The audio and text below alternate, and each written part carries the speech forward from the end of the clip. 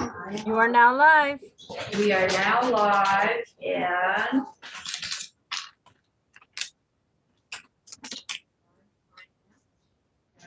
and we are finishing up, I hope, miscellaneous ed. And well, I have up, Senator Brock, can you got it? Oh, sure. Okay. We have miscellaneous ed on here. All right. And we have a copy of the, and yeah, and we were waiting for fiscal note, I think, from Julia on this one. Is that?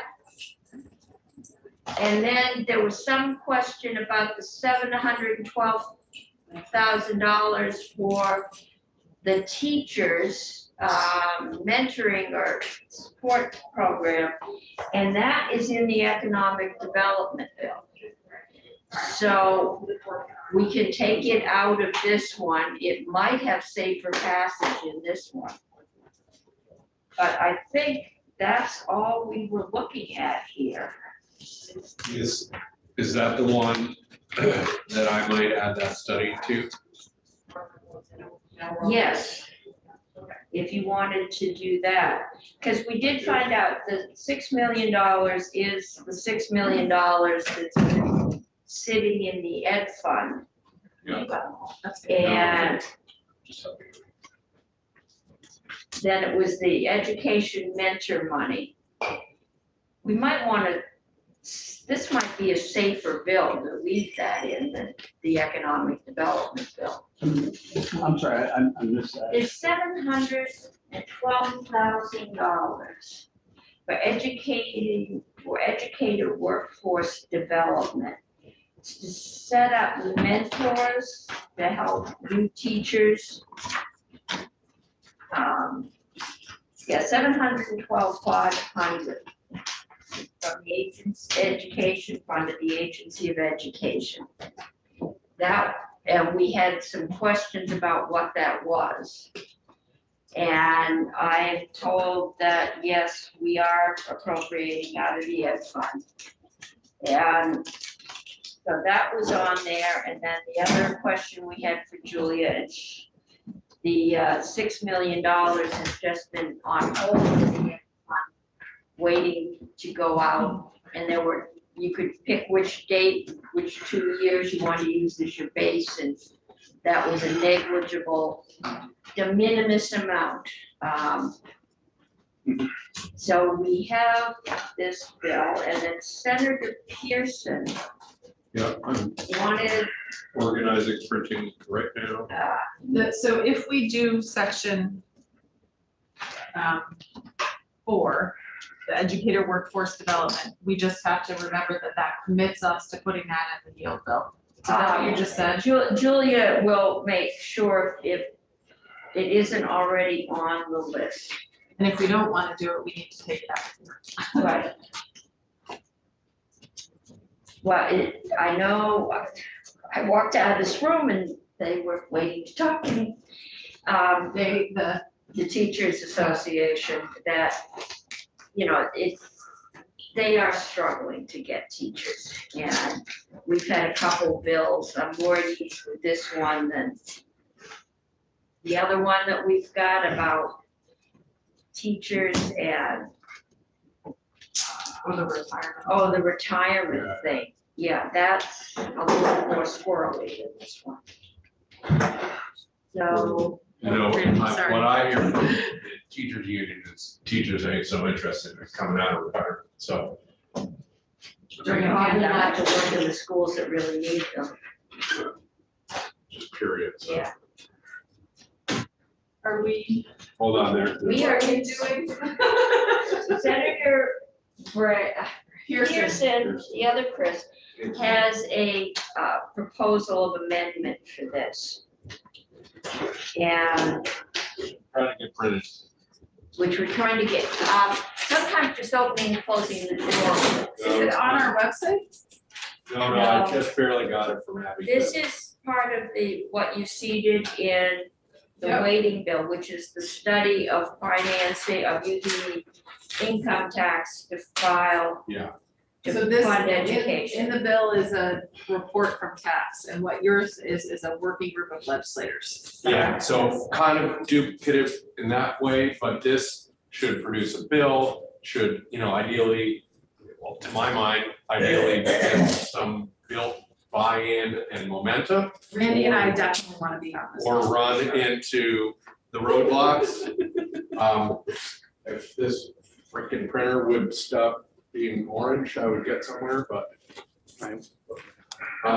So it's not, I've tried to be real standard about it, and I can email it to Faith, I can at least do that, since printer won't help. It's 3 senators, 3 House members, they can meet for 6 times, You gotta have some. is that true? No, we have 8 on the people waiting study, and we all always agree. That was a miracle. It This was a isn't people miracle. waiting. Well, We'll have to Yeah. figure a way to have a third one appointed by the governor or something. Just so we have an odd number. okay, if you want, I'm. There you go, Chris, I can fix it for you. Do that. Well, it should jump into action then. Well, it's green. And, okay, coming momentarily, but I'm happy to change numbers of people. What I haven't thought through is miscellaneous ed. Does that already have to go to approach? Because these little study things shift things off to approach, so that can. Yes, they do. Well, there's the I ed bet there's some funds, spending, so. the ed funds spend,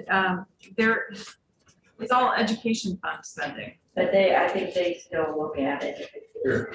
If it says, oh, I got another agenda, that's the second one of this one, I think. We knew that, so you can track the bill. While we overcome these technical difficulties, I want to congratulate Senator Pearson on being a cum laude graduate of the Illusi School of End of Session Management. Because you're I always, think that's actually a compliment. That's a backhanded compliment. it is a compliment because he always was like on the spot for seeing where there was an opportunity to make something happen. I just, for the record, this is my idea, to put it on miscellaneous ed. Yeah, I totally agree with that, and thank you, Senator Bragg, Okay, for your pseudo compliment. It was a real compliment. so we read this. Unless he was doing something you opposed, then it wasn't so great. Hey, you had a draft to work on, right? Yeah, no, I just sort of sketched it, sent it to Abby, and this is what I got back, and then we tweaked it to fit onto this bill. It's, we have tiptoed around the income tax for schools. We didn't have enough time. It's a big lift. This is just trying to give it a little bit of oomph, maybe before January. Well, what about the tax commission? Isn't that what they were charged and spent $500,000 in 2 years of time doing? Well, and they did a lot. That informs a lot of it. But as we know, we keep running into more questions. I mean, it is a massive change. So that's where Sarah Bray, I will email it to you. Sarah Faith, I emailed it to you. I already emailed it to him. Great. Okay, I So- need to, I have no favorites. I'm looking at both copies.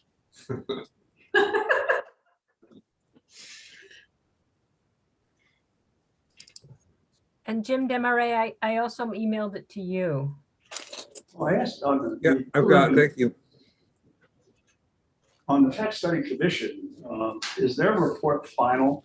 And in the final report, did they make specific recommendations relative to the income tax? Very much so. Deborah, right, yes, Yeah. that was her section, we've had her in. Yeah, The and, one, go ahead, please. no, I was gonna say, the one thing that's not on here is the impact on future taxing capacity Yeah. to support the general fund. I mean, I'm not open to that. In fact, I was wondering, for a minute, I was gonna say, you know, whether or not we should keep some amount of property tax. You know, that's an idea that surfaced, so I'm open to those kinds of questions being thrown on here for sure. Julia, you have, Yeah, thank you. Would it be possible to email it to me as well? I just did that, Julia. Thanks. it's coming. It should be posted too, Faith. I think when you say any other relevant considerations, I mean, it's good because, I mean, on pretty much every task force, but we did have people waiting. We looked at every possible, we tried to unturn every stone.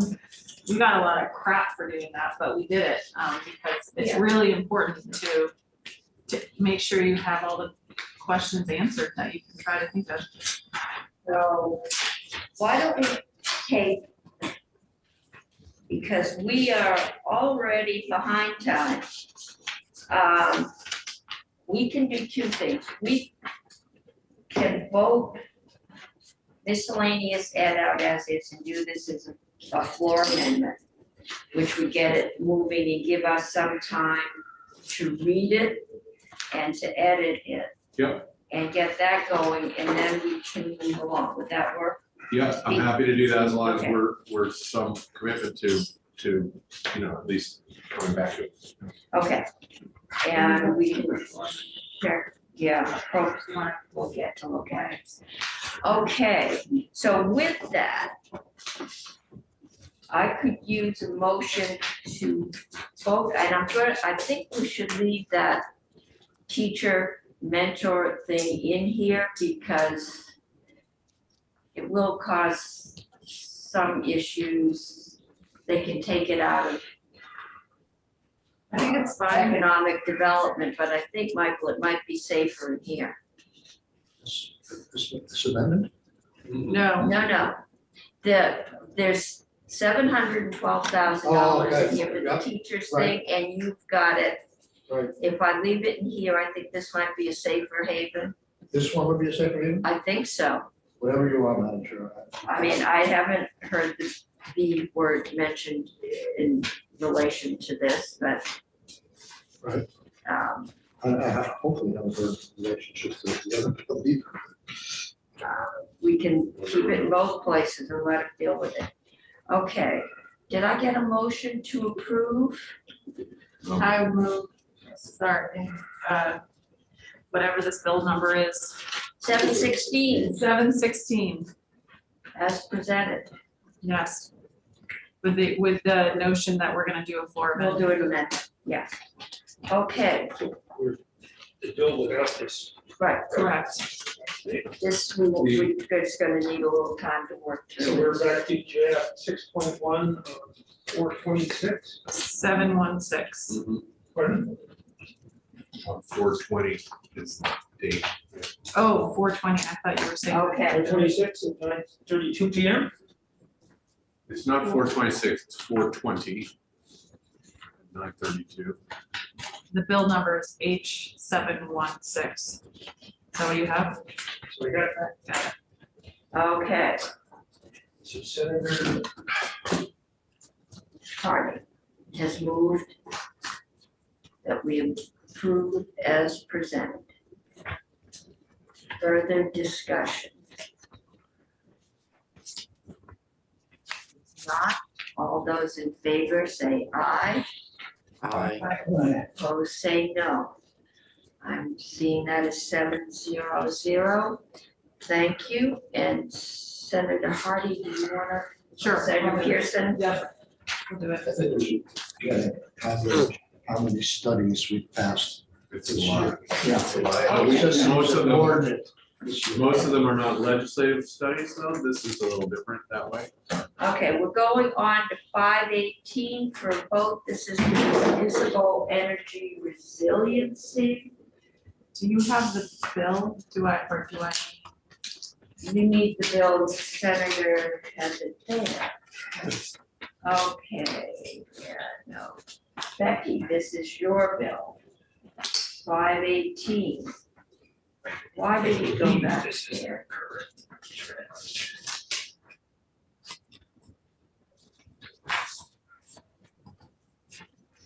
No, I have lost. This is the House version, the Senate. That's, Dig around or find the. Oh, wait, no, I stand corrected. I think this, There is a S Senate. Here we are on, we are on 518 and I have lost the link, so I am getting back so I can read it. And in terms of which version, I think there there's is. a Senate natural only- amendment Okay, so report. Becky, I know, there you are. Which version, we went over this yesterday. Yeah, I did. So Becky Wasserman, Legislative Counsel, I did a walkthrough of the H518 as recommended by Senate Natural Resources, and that's version draft number 1.3 from April 26th. Okay, I have completely lost the link. Today's, No, I hit it, it pops back to the main screen. Whenever I try and pull up Becky's, I pulled up the last one.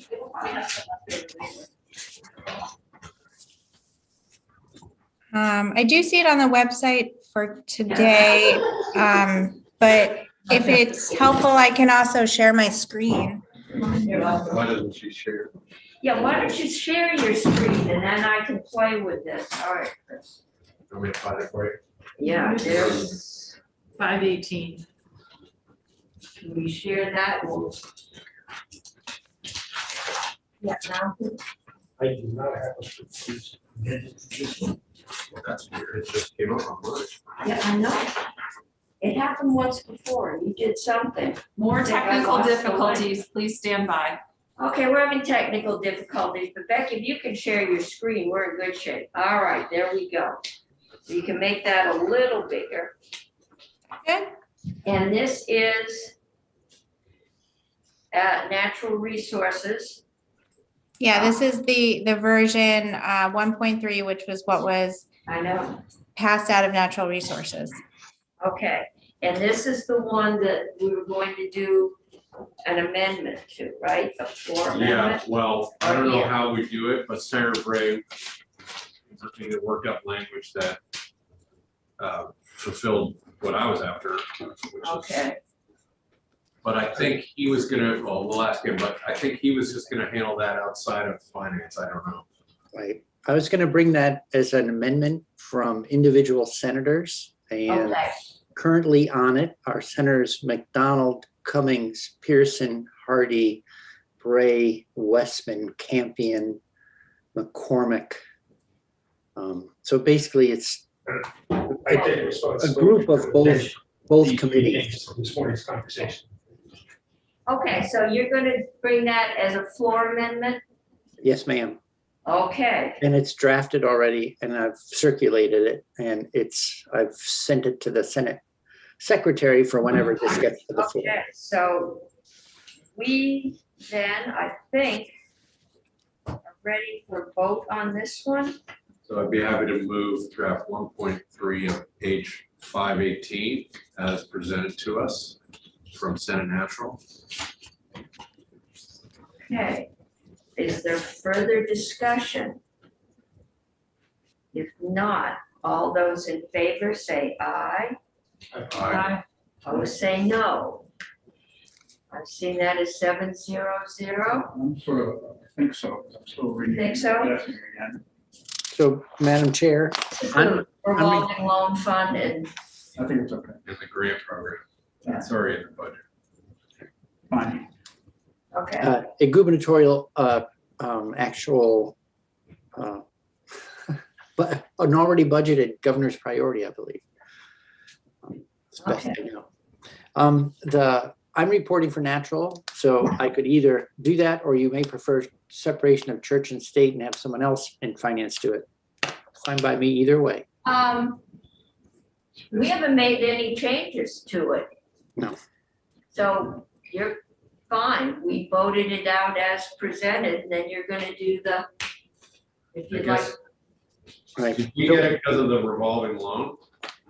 yeah, it was loans and grants, yeah, Who's the church and who's the state? okay, It's the steeple. Open up. all I'm not right. sure which one is church and which is state, but But we'll keep this wall and this faux door in between us. Look at that. All right. Page doesn't exist. That's what happened to the chair. Pardon? For which Reporter, I think is Senator Bray, since he's Yes. reporting for natural. And then we can go on. That will have to be pushed across the hall, so you may want to be ready on a rule suspension to hustle it up. Oh, although, no, there's no way to do that. They'll be taken off a notice. That's right. Okay. So we're gonna move on. I don't know, thank you, Becky. And we got 5 whole minutes. We're really moving. Cruising. I will turn this paperwork in upstairs on Senator Bray's behalf. Okay. thank you, Senator McDonald. You might want to send the Senate Secretary and tell him that guy that's coming up is you. Okay. I think Senator McDonald, Mask, all you see are the glasses. But the Secretary accepts signatures Okay, on behalf of this one. so. the part of, Where it really is, okay. The So, part of- Rick, do we know where Tucker and Graham are? Are they waiting or No, they're not waiting, but they'll be with you in about 3 minutes. about 3 minutes? Okay, I confess, I still have not read 518 because I can't bring it up. Yeah, Faith, something's weird. I pulled up 518 on our website and Yeah, I then, did too. but the chair and Sarah Brock, when they click on it, it just says, no, you can't have it. it bounces back to the opening. I think it's something about what's happening there. I click it and it opens. Should I send a copy of it to you folks? Yeah, that would be helpful, yes. Okay, let me do that. I'm fine, but yes, so now we're going to Tucker. This is. All right, and Tucker popped up just fine. All right. So he should be in momentarily. And we will take 3 or 4 minutes to become familiar. Is he going about 7:30? Senator, also the Wendy Knight is available if you need her. This is about liquor and lottery and, Okay, yes, I did see that. okay. I think if we get through it today, I don't know that we're going to vote it out. I think probably not. But once we go through, we'll know if we have questions. Madam What I Chair, can wanna I- know is, are you gonna put Sherry in the grocery store? Cause there was a lot of lobbying years ago from a certain residence for elders who the ladies did not wanna be seen going into the liquor store Huh? to get their sherry. What's your name? I probably know her. No, this was a group, Okay. but it was in your neighborhood. They didn't wanna have to go into the, what is it, Is that right? Shelburne Country I Store? hadn't thought about that. Yeah, we really worked to get Sherry into The grocery stores? the grocery stores and retail. Our committee did not do that. I think it was when I was on your committee. Steve, I love that tie. Oh, here you go. Oh, I signed You this. signed back to this. Oh, Senator, have you got Senator McDonald? Yes, The Secretary of the Senate is here. Have you got a proxy for? Bray, Sure. 518. 518. Okay, we got 518. and here, this is as close as I can get to this handoff. He has said it's okay. 716 is right. 716 Yeah. is Senator Bray's reporter. He's on. Yeah. Yeah. I'm all set. We're all here, right? Thank you, Mr. Marshall. You're more than welcome. Part of Senator Bray will be played by Senator McDonald. You, Senator Pearson, are you still having trouble buying So I'm good for this one. sherry? Original for 760. Are you still having trouble buying sherry at your local grocery store? I'm so sick of going to the liquor store for sherry.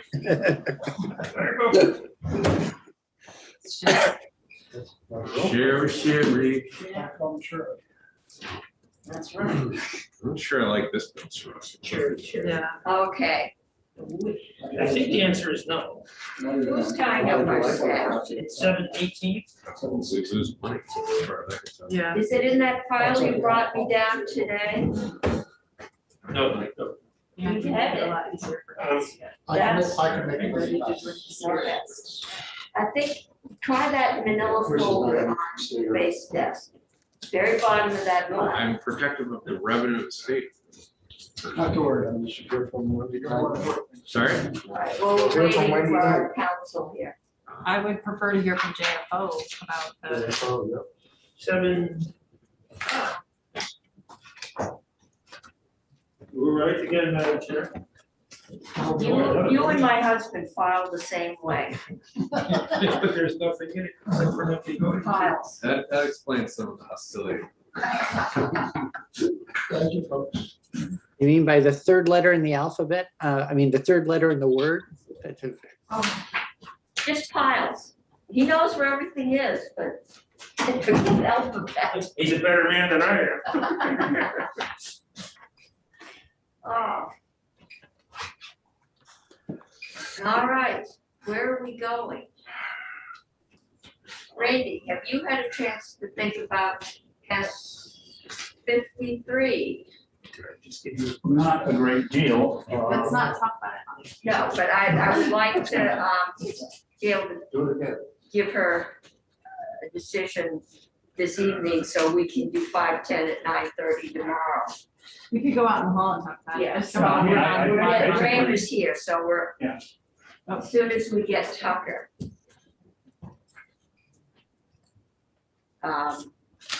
And I'm still, there's the assistant in the pro tem's office is out sick. I still don't know. Do you, Senator Brock, know what the floor schedule is on Monday? No, Oh, Becca was in here delivering a cake. Why didn't yeah, I don't think, I don't think it was We announced. should have, why is that cake here? You're not allowed to have sugar. Madam Chair, I may disappear. I'm going to get a virtual tap to go to Probst on the water, the bottle bill. Okay. All right, and Graham is here. Graham, we're still waiting on Tucker to walk us through 7:30. I know, Faith, if you can drop him a message, Yes, I have. Thank you. okay? Because I don't think you can walk, I don't know if it's gonna help us walk through the financials until we know what the bill does. The presentation that I prepared for the committee kind of gives a background on what's happening in this bill. Okay, well, then we can start. Yeah, I think Tucker can probably explain better with the language, but I think the sort of, mine puts it, I think, in a little bit more plain language and gives context. So it might be helpful. Hopefully it is. So Okay. would you like me to do that or wait till Tucker can walk you through the bill first? I have no idea when Tucker might show up, so why don't we start with this and tell us what's going on? Sure, let me pick the right window here. Okay. Let me start from the beginning. Well, Senator Sirotkin, why don't you tell us what you're trying to do? This is your committee bill. Okay. The main part of the bill is to take ready-to-drink cocktails, or also called canned cocktails, that go up to, I think, 12% or 16%, and move them out of the liquor stores onto the shelves where there are already products out there that have the same alcohol beverage content. There was controversy around it. Some of the controversy had to do with whether the state would lose revenue. They have this ability to guarantee their revenue to the general fund. And they've done that, and we've done that in the past where we made these changes. We also increased the tax on what it would be from when it moved from the 802 stores to the grocery store. So they have these ready-to-drink cocktails have their own tax rate now. It's not as high as it was when it was taxed as a spirit in the liquor store, but it's higher than beer and wine in the grocery store. There are a couple of 4 other things that the commissioner wanted. I can't quite remember. One is to get rid of one position of the deputy commissioner in the department. There's a couple of other things. There were some technical changes to allow people who ran festivals, that permits didn't allow them to move around the site without getting another glass or from a different vendor. They couldn't go from one vendor to the other, so we took care of that. We changed the definition of cider. So cider was at a low alcohol content, and so their tax rate is now changed, which Tucker can tell us about that. And I'm trying to think of, there was a lot of push on us to do direct sales to consumers. We decided we weren't ready for that. That would be that if you're at home, the only place we can really do it legally, unless we wanted to open the state to everybody shipping into Vermont, was for a distiller in Vermont to sell to a Vermont consumer. And we didn't think we were ready for that, because then the liquor stores would probably lose a ton of business of their vodkas and gins and everything like that, because people would shop online. It may be an idea for the future. Senator Brock and I are sort of in agreement. One of the more important parts of this bill is to look at the whole issue of privatization and where we're going with the 802 stores. So that's in the bill. Okay. Did you take care of, I know one of my constituents had a lot of communication about festivals, and he Yes. used to be able to, did that get taken care of? That got taken care of. Okay, good. All right, Everybody is not happy. This I is a- believe there are some lobbyists prowling the halls. There that are let lots us of know they're lobbyists, not and happy. there's so many special interests in this that it makes it very, very difficult to know what's the right answer to any of this, quite frankly. Okay. So, Because distillers, distributors, retailers, the state, and everybody. I mean, this is the classic example where you tell everybody to go in a room and solve it yourself and come back to us with a solution that everybody can agree on, but they weren't able to. But the short story is beer doesn't like it, distributors love it, and the Department of Liquor wants it.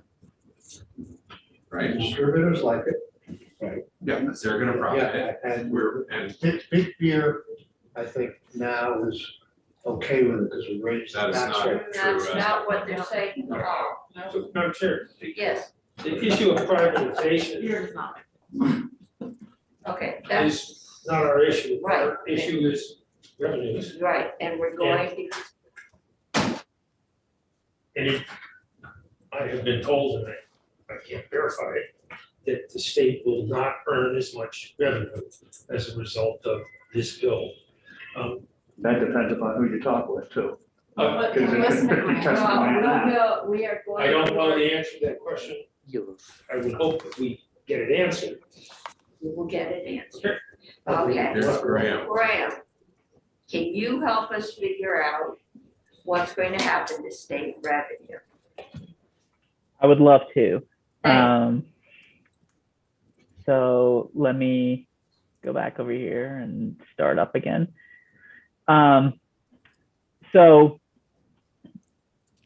Basically, I think Senator Sorokin laid out the tax side of this bill. There are other pieces, but the tax side of this bill is what is happening is the bill proposes to move ready to drink cocktails and fortified wines out of the Department of Liquor and Lottery and You are into doing the, shares. Yeah, we didn't do fortified. You didn't do fortified? Okay. oh, then I apologize. That might be, I may have missed that part of the bill, but I think I can explain the revenue impact Okay. regardless. Basically, so we'll have to just ignore the fortified wine part of this. I apologize. Just to give you a background on what happens right now. How does the state get money from liquor? Under current law, state receives money from the sale of RTDs basically through three ways. The first is the 5% tax on the gross sales of liquor. That's what's colloquially called the liquor tax. And the liquor tax is it's the 5% tax on spirits, and that's defined based upon the ABV. But the tax is applied to the entire sale price. So the tax does not really take into account, how much of the spirit is water, how much of it is actual, alcohol. It's really on the gross sale of the product, and that tax is built into the retail price. And all of that tax revenue goes to the general fund. The second is the profit from the Department of Liquor and Lottery. So on all of these products that the Department of Liquor and Lottery distributes to 802 Spirit outlets, they make a profit on those sales. And every year there's a direct app from the DLL Enterprise Fund to the general fund. And that DLL direct app every year is closely related to the profits that DLL makes on the sales of liquor. So it's not exactly a one-for-one about how much profit they make going to the general fund. Whereas if you think about something like the Department of Financial Regulation, basically anything that's left over after their regulation gets swept to the general fund. It's not quite like that for the Department of Liquor and Lottery. They make a recommendation every year in the governor's recommended budget about what the direct app should be. And so sometimes it exceeds the DLL profit for a given year, and other years it might not. So there might be sort of retained earnings in the fund. They might have some extra money left over, but basically it's after all the costs of goods sold and all the other needs that the department has. So that's the second biggest piece, and that money goes to the general fund because it's a direct app to the general fund. And finally, you have the sales tax, which goes to the education fund. So how much do we receive from liquor every year? Basically, it's around $30 million a year. Here's where how that's grown over time in this table. And one thing I wanted to note is the passage of Act 73, because this is somewhat important for understanding how taking products out of the DLL and moving into the distribution model affects the revenues.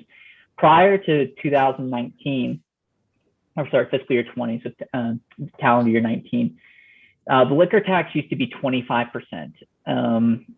And the direct app was a lot smaller. So you see in this table how the liquor tax used to be in fiscal years 18, 19, about $20 million. And the direct app used to be quite a lot smaller. In Act 73, the General Assembly changed that tax to a flat 5%. And the DLL was required to send a certain amount of money to the general fund as a direct app based upon the liquor tax forecast. So basically what happened was the products on the shelf did not change prices in 2020. What happened is the money that was getting sent to the general fund just switched from tax revenue to direct app. And so in fiscal year 20, you can see the liquor tax went from $21.4 million to 3.6, but the direct app was $23 million that year.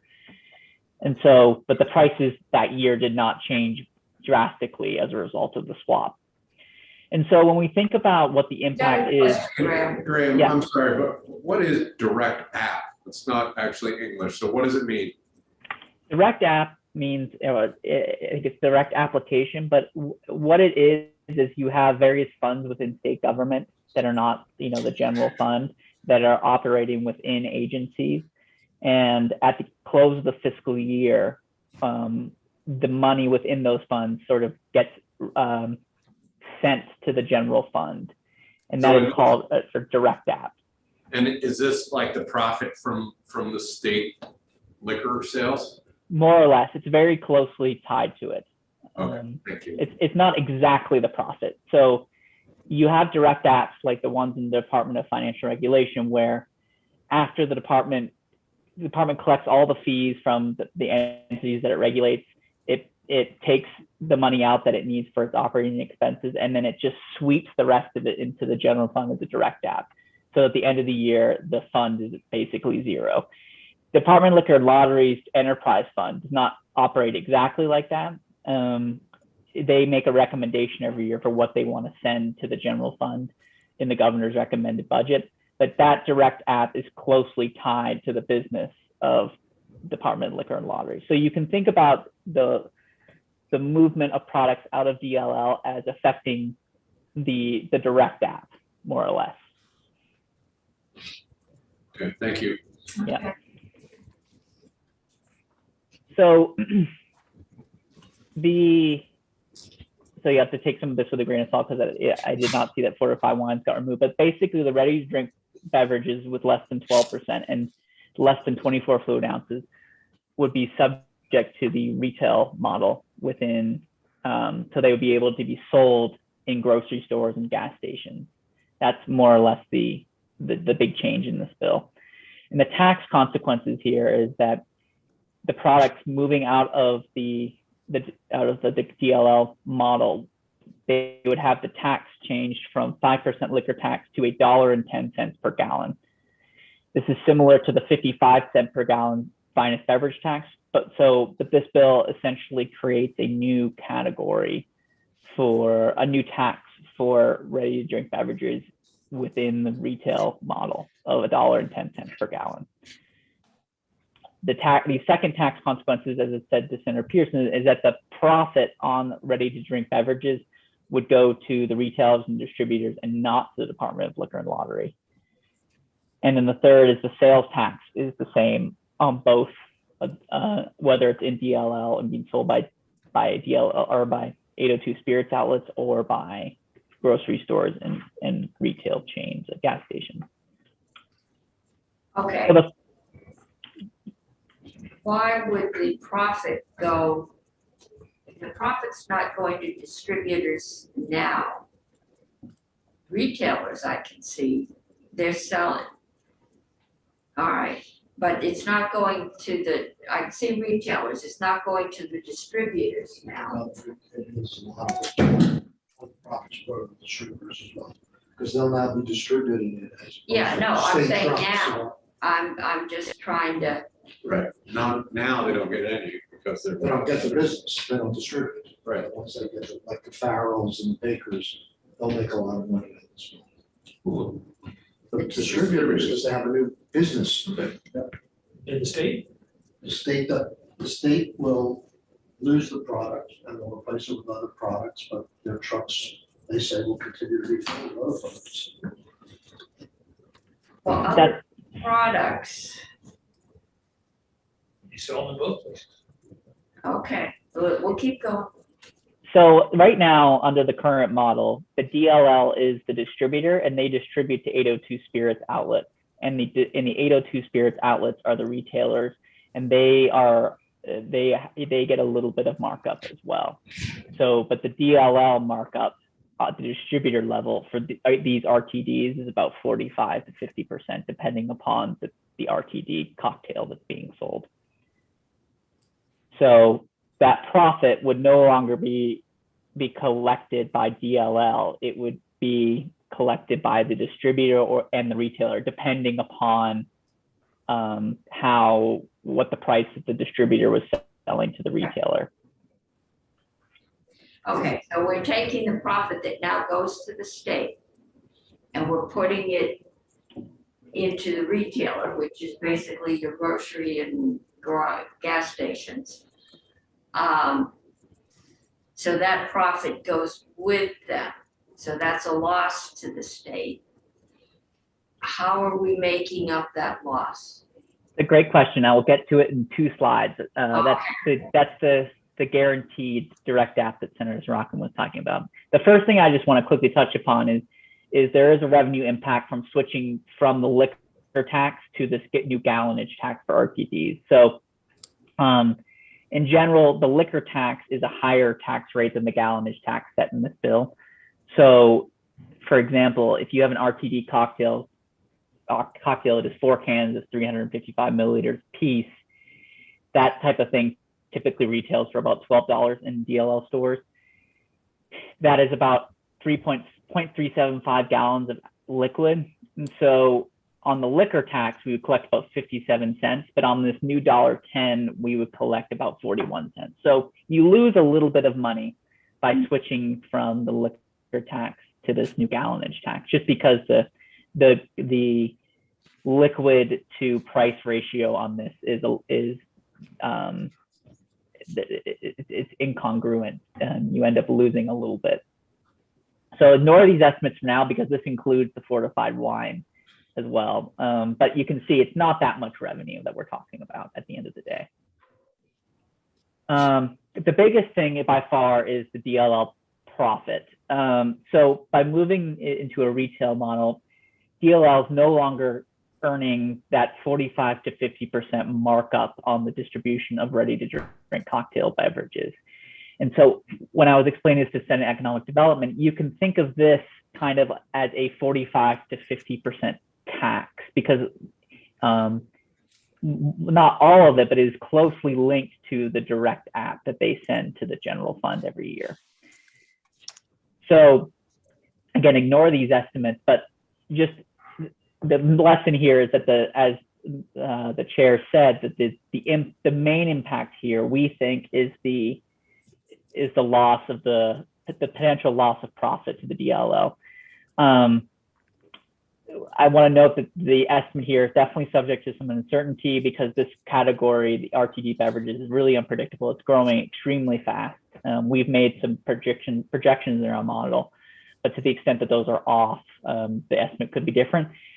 But the final point I want to say is that, so DLL has testified that they will replace the profit from the sort of moving the RTDs out of their model with other higher margin products like tequila and mezcal. And so they're saying, well, by moving the RTDs out of our warehouse, we'll create space in the warehouse and we'll fill that with other products. So there will not actually be much revenue loss. And we don't dispute that. But from our side, from JFO and budgeting purposes, it's not something that we can book as a revenue offset. So the way to get around this potential loss in revenue for the state is mandating the direct app. So what the House did and what is in this bill before you is it mandates that the DLL send at least a certain amount of money to the general fund for fiscal years 23 and 24. And this number, it was calculated based upon the liquor tax forecast in the consensus forecast. So that is our best proxy for what liquor revenues will be in the state going forward. And so the bill states that DLL must pass or must send to the general fund at least $20.4 million in fiscal 23 and $21.4 million in fiscal year 24. And then it also states that the intention for the direct app into the future reflects the growth in liquor tax revenues in the consensus forecast.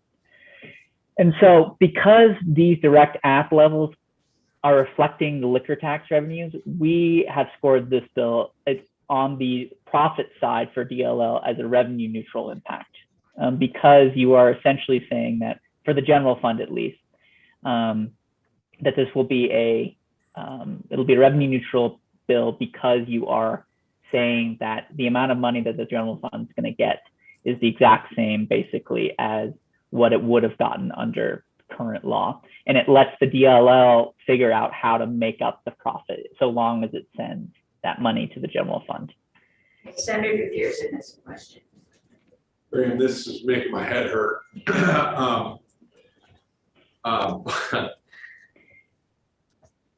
So many questions. So we're protecting the general fund in the sense of you describe this mandated direct app, but something's got to give. So if there's less revenue, I mean, nobody gets to pocket the profit at Department of Liquor and Lottery. So it is the risk here that their operation doesn't have full funding, or we see some kind of increase in their appropriation in the out year if they're somehow carrying. I just don't understand. I mean, And I've got a raised hand yeah. from Wendy Knight, so I think she.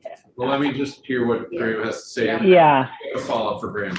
So I would first say, so I think the commissioner is best to answer this, but I would say that this construct, so the Department of Liquor and Lottery, I don't believe receives general fund appropriations every year. And so it's not as if the state will necessarily have to make it up. What this essentially says is the state will receive this amount of money from the Department of Liquor and Lottery, and the Department of Liquor and Lottery has the flexibility to hit this number and make and generate enough money to fund their operations. I mean, if revenue is down, they can't just, what do they just cut people and then give us the direct app? Like there's no squish here, right? I don't know if I understand. So you're saying if like liquor tax revenue, if liquor sales fall off a cliff, the DLL is still on the hook for making this direct app? Yeah, I mean, well, let me ask you another question. These products, you said they're one of the faster growing products in the market. So I'm sure there are people that would like us to privatize the fastest growing part of the market. But do you have any research that the testimony that you referenced is that they'll make it up by selling other products, higher end products perhaps? And I gather part of that has to do with like warehouse space, so they can do that. But there's a fixed amount of that people can drink. Like nobody's leaving the liquor store with less than they want. Maybe they'll approach new products, but it seems to me, I guess my question is that this is totally different populations. The people that are attracted to, I forget what we're calling them, these ready-made cocktails are very different. And I wonder if there's any data that you have that backs up the notion that those same consumers will be deciding instead to buy high-end tequila. It just stretches my imagination. So I'm curious if you have any demographics data that would support the assertion here from DLL. Senator, I think you're making an outstanding point. We had to think about this a lot when we were trying to decide whether we could book that guarantee from the department that they would stock different products. You're right. I mean, we are in our model for thinking about how much revenue this category might raise. We had to factor in the idea that, well, you know, alcohol consumption over time, it's not as if there is a huge unmet demand for alcohol sales going on. And so what you might actually see with the result of these moving into the liquor or moving into the retail market is you're just cannibalizing existing liquor sales, right? I think that's a very good way to think about it. And our model accounts for things like that. We do think that based upon what we saw from another state, Maine, when they did move to a retail model for some of these, and they saw growth in their overall sales. And the fact that you're moving out of a market where there are 80 stores to, many stores, the ease of access might make this market grow a little bit. And so we do build that into the model, but those are definitely things that we consider. And that is primarily the reason why we at JFO did not feel comfortable making an offsetting revenue, making this a revenue neutral change, just on the fact that DLL was saying that they would replace these products on the shelves with other products and this product would go away. So in order to make that up on the general fund side, we recommended that, and this was made on the House side, that they put in something like a direct app to guarantee it, to address precisely the concerns that you're raising. Thank you. The other issue that's come up every time we've talked about moving things into grocery stores was that makes them a lot more accessible to young people. And I forget the argument we were having, but it had to do with peppermint, maybe it was cigarettes and peppermint flavored vodka, that you could buy. And I'm, was there any, and I suppose this might be for Senator Sirotkin, any discussion about making mixed drinks available, at a higher alcohol level available to? Well, that's the thing I think that drove us the most, like But I can't hear you. I'm Mike. sorry, that's the thing that drove us the most. Is that the ABV is comparable to the stuff that's on the shelves now. And you'll hear from the commission that I know what they call it, their inspection numbers show that the youth access is not a problem. And we did the same thing for craft beers like Yeah, you want higher alcohol. 8 years ago. So why not sherry, ladies? Yeah, we just didn't get the testimony on it. Yeah, well, I think I'm going to insist because it is a large elder facility The other in thing your is it district. is substantially higher than alcohol, 23%. So that was another reason. that The we- ladies would like to buy it. Okay. Commissioner, are you still with us? Well, I I can, am- I would like to, hear me okay? You were cutting in and out, but let's keep trying here. Okay, so I just wanted to address the issue of the potential loss. The way our business model works is that when we have products that we don't have on the shelves, we don't leave the shelves vacant, right? So when we historically have had products that we can't get from suppliers, we find other products to replace that. So the same thing with the RTD category. It's a fast growing category, yes, but keep in mind, we're going to keep 47% of the cocktail category. So the products that are above 12% and that are in containers larger than 24 fluid ounces will stay with the DLC.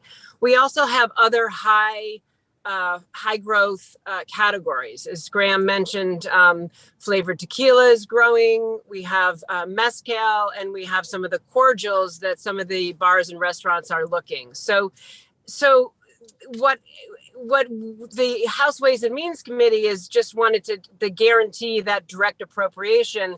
But the way our business model is we will have other products that are also high growth category with high markups, and those products are going to replace whatever the RTD category goes to the grocery store. The idea behind this is to grow the economy, right? So we want to take and expand the market for these particular products. We would like to focus on our core business, and this is what Maine has done. So you take those low ABV canned cocktails and you move them into convenience stores and grocery stores where similar ABV products exist.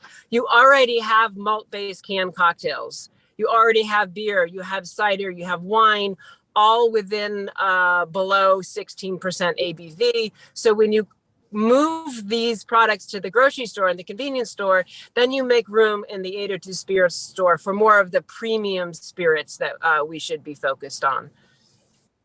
The other thing I would like to point out is that in terms of any public safety issue, there's no increased access to youth because of these products. So our minor compliance programs showed for the last 5 years, we actually have a slightly higher compliance rate within the grocery stores than we do our 802 Spirits stores. So we have 12 liquor enforcement officers that go into the stores, and if the RTD low alcohol ABV RTDs were to move in the private sector, then we would make sure that we would pay a little more attention to that. But our compliance rates right now are not showing that there's a problem with access for minors. And again, remember that flavored alcohol exists right now in the 802 Spirits stores. So the flavor isn't exclusive to these RTD spirits beverages. You have a lot of hard seltzers and malt-based beverages that exist right now, as well as, colorful cans. So the way we say that you make sure that youth don't have access to alcoholic beverages is that you ID them. And so we have a lot of educational efforts to our licensees to encourage them to ID. We see that when we servers and sellers are IDing, we have a 95% compliance rate versus when they don't ID, there's about a 20%. So the way to make sure that youth don't have access to any kind of alcoholic beverages is really through identification, asking for ID. Okay. Senator Bray. Thanks, and I have a question. It's just a short one. It's not in this bill at the moment, but I'm curious as to whether or not I keep reading about the growing non-alcoholic mocktail market, people wanting to quote unquote drink, but drink healthy. When I see those products, they're quite expensive, and many of them. And I'm just wondering if that's something that the state is looking into, even though you're the dispenser of spirits and these are non-alcoholic, are you looking at that market as well? Because those are non-alcoholic products, they're not something that the DLC would control. And I think Senator Sorokin was talking earlier, essentially the DLC is the control state. We are the sole distributors of alcoholic beverages or spirits. So the non-alcoholic beverage category is really an interesting one because that's been growing in the last year, 33%. So it'll be interesting to see if some of those products begin to replace the sales of spirits. Although I saw an article in the New York Magazine that talked about the martini lunch is back. So maybe the non-alcoholic category was a fad, and we'll see. So the other thing I want to talk about is the growth rate. So when Graham talks about the projection, where we ended up with the direct app, that assumes a 3% growth rate. And what we've seen in the last 2 years is that the sales have been increasing by 7 to 8%. So I felt quite comfortable with agreeing to Chair Ansell's request to increase the direct app by $1 million because I know that that's a conservative projection. And even with the $1 million estimate, which now has been cut in half. So fortified wines are no longer in the bill. So you're looking at maybe, I think it's maybe $500,000. On the grand scheme of things, quite small. We'll probably generate this year $100 million in sales. So even with that 100 million that we projected a few months ago with both fortified wines and RTDs, we're going to be 2.5 million in the black, and that assumes the increase in the direct app. So the thing that Graham also alluded to, the Department of Liquor and Lottery is an enterprise fund. So the only appropriations we get are for like payroll. So we're the opposite. We're not coming to you with our handout. We're actually giving you the money through the revenue that we make in the enterprise fund, both for the liquor and lottery. Okay, any other questions? Senator Hardy. I guess this is a question for Senator Sorokin. Okay, have we got any questions for Commissioner Knight?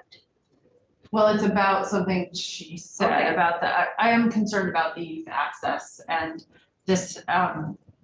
Did you take any testimony from anybody about that besides Department of Liquor and Lottery?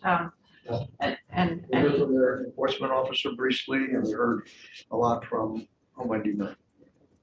yeah, because I think that the demographics of the people who are drinking the high-end spirits, which is what they say they're going to replace the shelves with, and the demographics of the people who are drinking the ready-to-make drinks or ready-to-drink drinks they skew younger, and if they're much more easily available at the grocery store level, then I am concerned about that access to young people, and not just access to people who are underage, but young people in general. They are much more likely to drink those drinks. They're cheaper and they're more, what? They're sweeter. They're sweeter. They're like completely packed with sugar, and they're just super unhealthy on a whole bunch of levels. And this just makes them much more readily available to a larger swath of people, and that concerns me.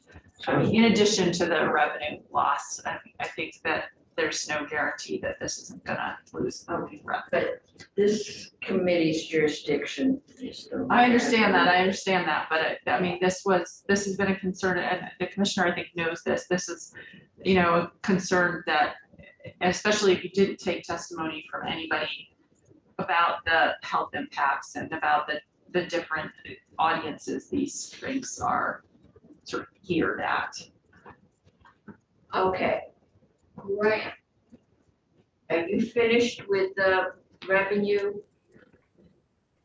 Yep, for the most part. The only thing I would add is that we project this will increase sales tax revenues by a little bit, just because we think putting it into the distribution model will result in more sales of these products. But we're talking less than $100,000 a year.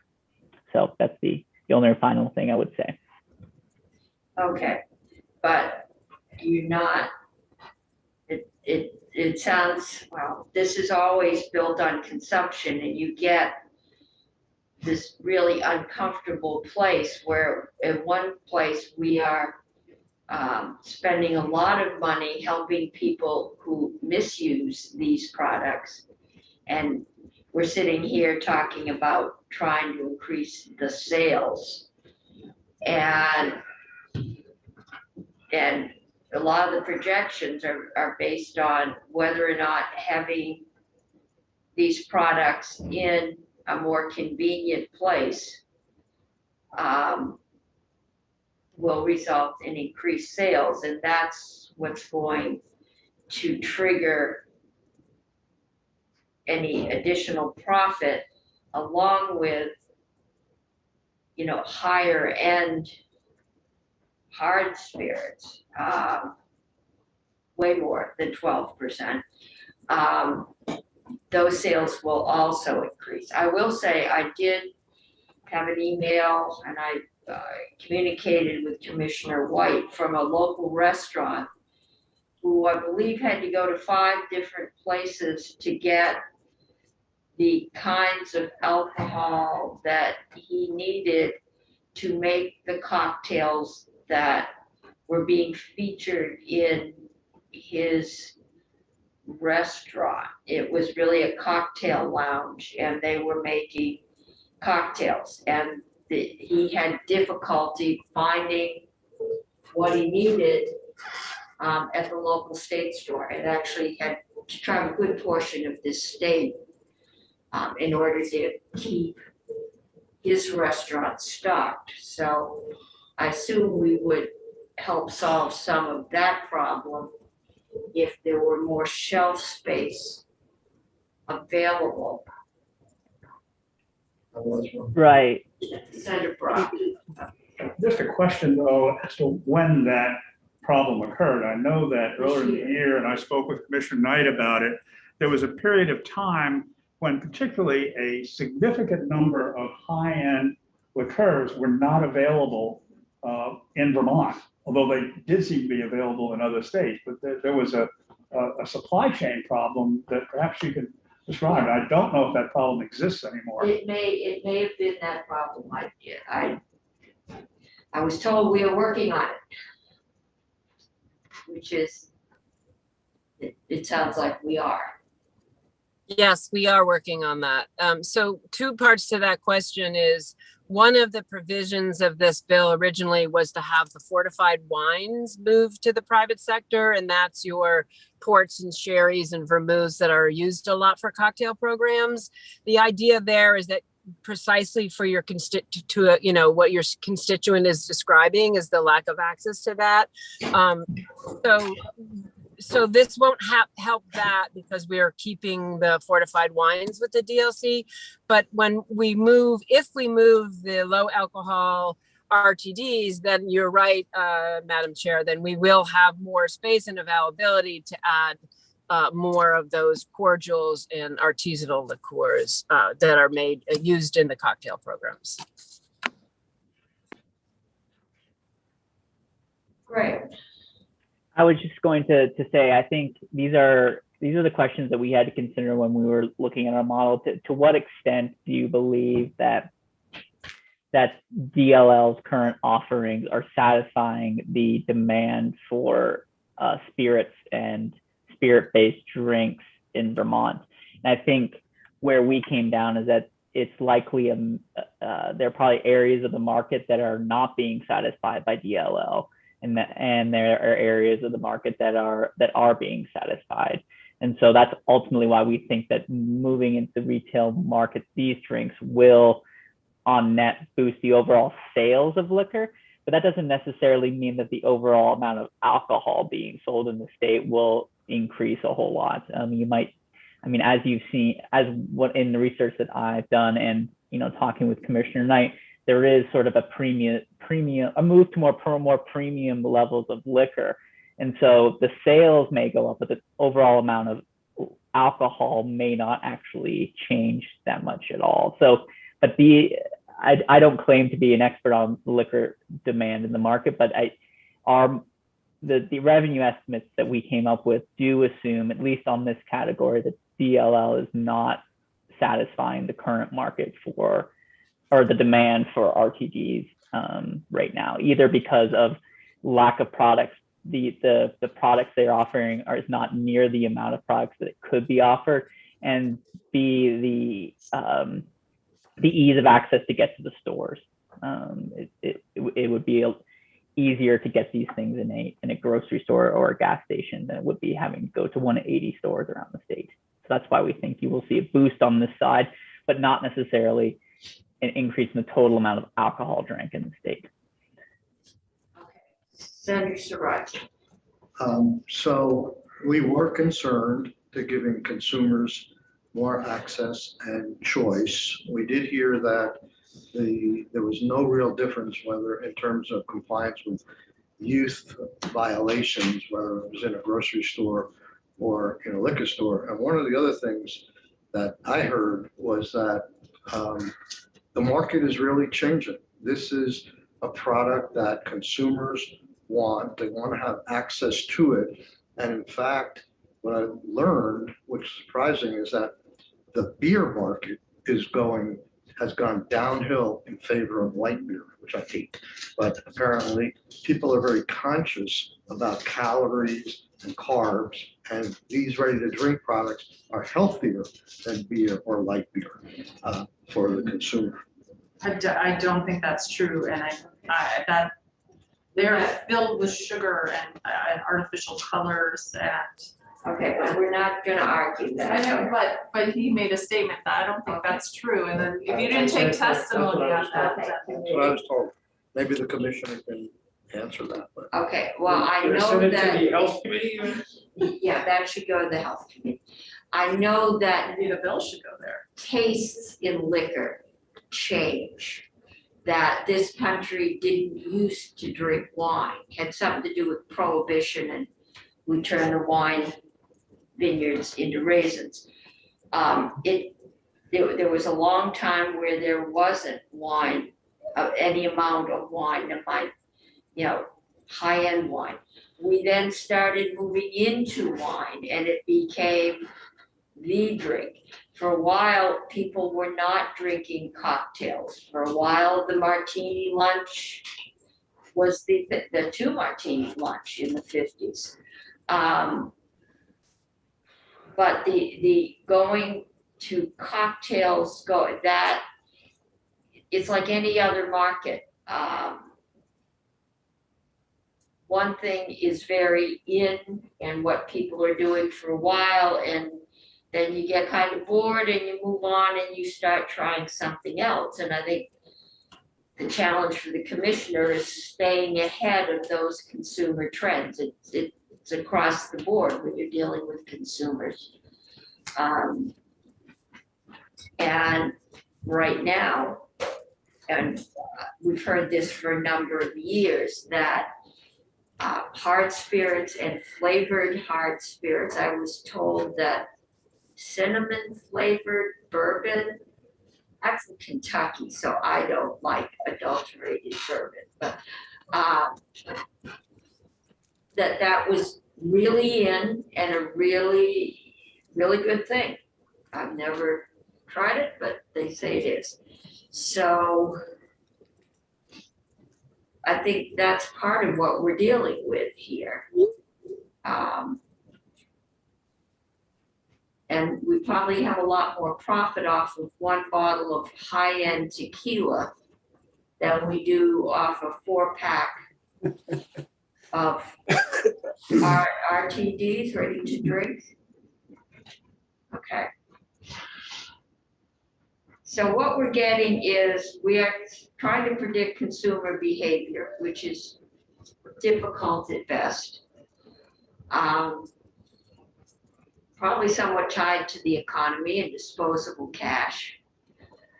And Graham, it's a hard one to call because you're trying to predict human behavior, but you think this will be a wash, but you know, we might make a little, but it's not, we're not going to get rich at the present moment.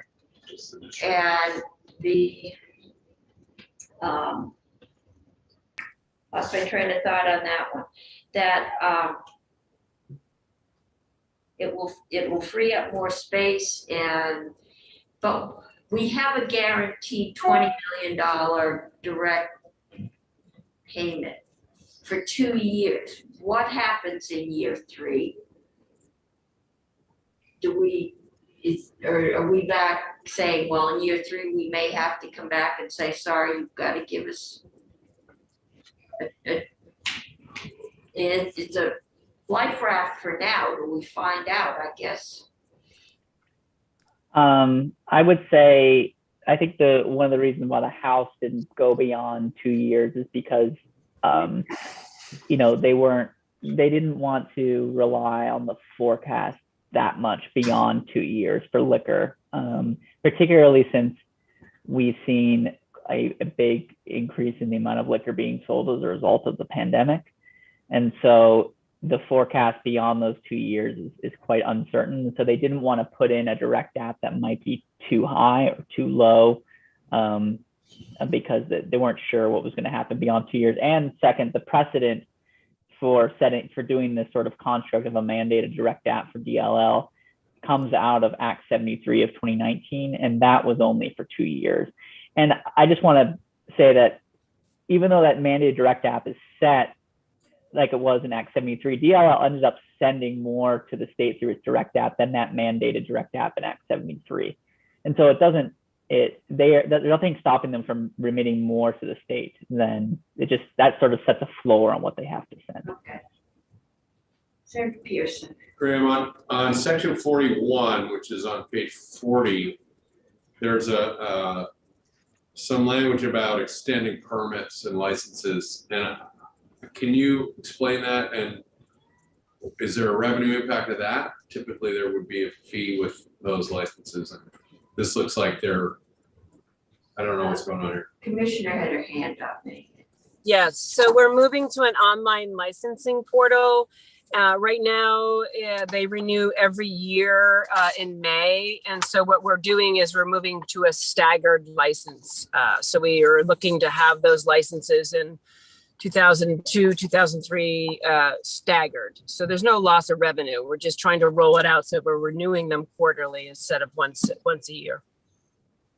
So where it says shall remain valid for 1 year or until a later renewal date, but doesn't that imply, is there then a prorated fee for that, or don't you get a few months? Yeah. I mean, depending on how we do it, yeah, so we would stagger that. Basically, the language right now allows for 1 year. So we would either prorate it so people would be reimbursed if they had less than a year, or we would probably just make it, 15 months, and there would be, it's not a significant revenue loss. It's basically just staggering them. That's how we interpreted that section. And I did not deem that as being a revenue impact of at least major size for the state. It might just be also a timing issue.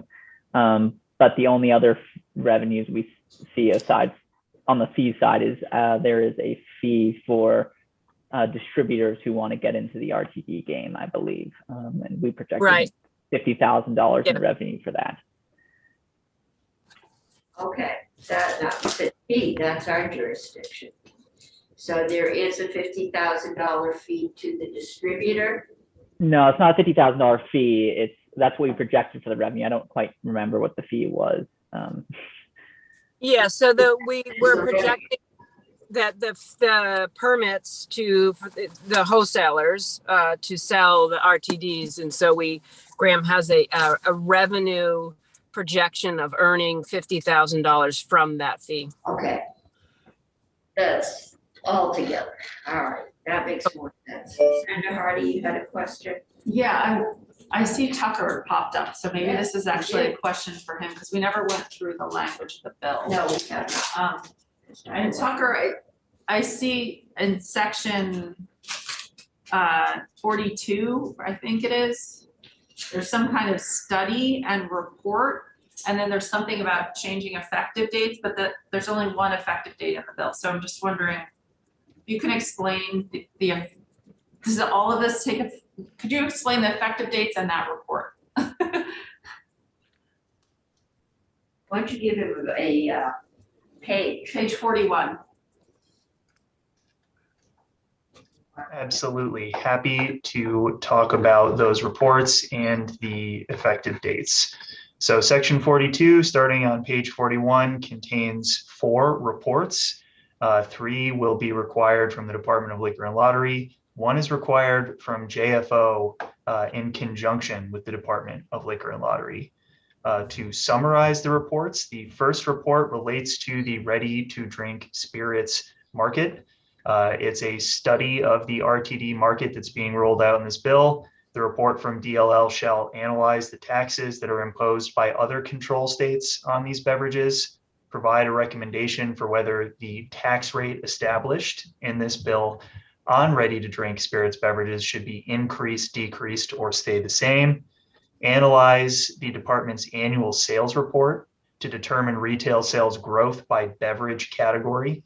That will give DLL and the recipients of this report an opportunity to see what the growth in each beverage category was, to understand the economic and revenue impacts of shifting RTDs to the retail stream.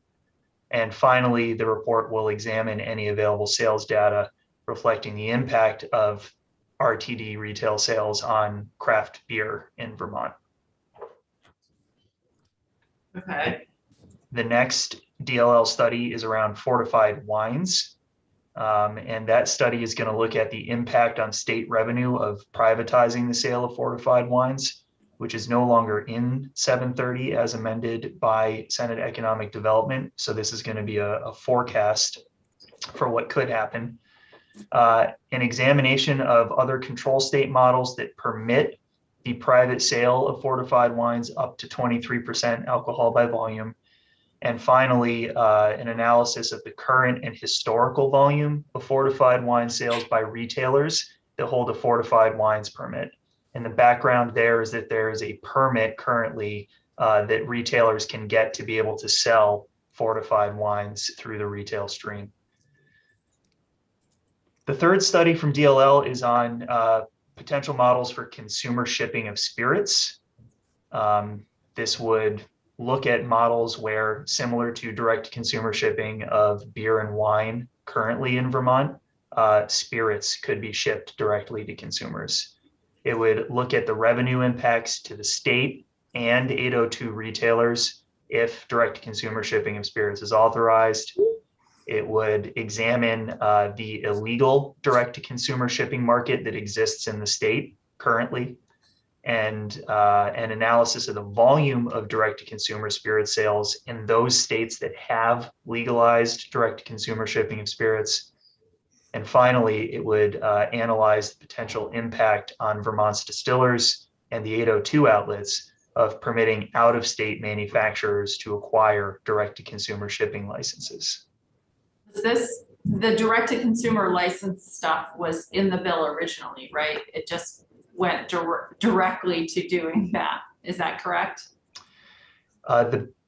So it was not in the bill as introduced. So the bill is introduced by House General, took out the direct-to-consumer spirits shipping proposal that they had worked on in committee, and reserved section 1 of the bill for the possibility that direct-to-consumer could be put back in. But as it came to the Senate, direct-to-consumer shipping was not in here. Okay, so and then the Senate did not put it, the accountability did not put it in. They just, the study was in. Okay. Correct. Okay. Okay, our next witnesses are. Wait, can you just explain the effective date that it all takes effect on July 22, except for, oh, the staggered license part. Right, the transitional provisions. Okay. Got it. All right. Thank you. Okay. Any other questions about revenues or fees? I'm not seeing any. I'm going to put this up for a vote tomorrow. If people have questions, Senator McDonald. If we're gonna switch selling this stuff from one place to another place, Yeah, why can't the state get the same, or the same revenue? That might be a great question. yeah, that's a Graham question. Did you hear it, Graham? I did not hear all of it. If we Why? were just switching from selling ATVs from the state store to the grocery store, why can't the state make the same revenue? So if we're just moving these out of DLL and into other stores, why isn't the state making the same revenue? Is that the question? Why isn't it making the same revenue? Well, the immediate answer is that where it's being sold matters a lot for state revenue, because DLL is the distributor right now of these beverages. And so we are, in a sense, collecting the profit on these beverages right now. And so that's equivalent to about 45 to 50% of the price of the product. And so by just moving it into the stores, even if there's no change in demand, the state loses that revenue. So unless you were to put a sort of 45 to 50% tax on it at the retail level, if once moving it out, then you wouldn't be then the state. Sorry, unless you put a 45 to 50% tax, then the state's going to lose revenue that because of that markup. So that's sort of the immediate answer, is that by shifting what stores these are in, you're taking it out and you're losing that markup from the DLL, at least for our purposes for budgeting. The second side of it is, when we made this projection for moving it out of DLLs, out of 802 spirit stores into grocery stores and gas stations, we do project that there will be some growth in sales, simply because it'll be easier to access, and because the DLL, what they stock in these beverages, is not cover the entire market. So you'll likely get more product variation in the retail model than you would at the DLL. It's currently offered by DLL, I should say. Madam Chair, Yes. maybe my question would be more helpful of what would this committee have to recommend that would permit the switching of the sales from one place to another without state losing its current revenues? I think you'd have to tell the grocery store they had to sell it for free. So I should clarify, when we're scoring this bill, we're not counting it as a revenue loss to the state because of that direct app. And that direct app, that mandated direct app means that the general fund's going to get what we think is the same as it would get under the current system. And it leaves DLL with the sort of discretion and ability to make up that loss in its enterprise fund. So another way that the legislature could have done it is sort of say, written in the statute, DLL, you must fill the shelves with X product and make up the loss. That's typically not how the legislature operates with respect to DLL. And so by putting in the direct app, you're sort of shielding the general fund from any loss, and you're putting the responsibility on DLL and its enterprise fund to make up that impact. So I wouldn't characterize this as a revenue loss to the state because of that direct app.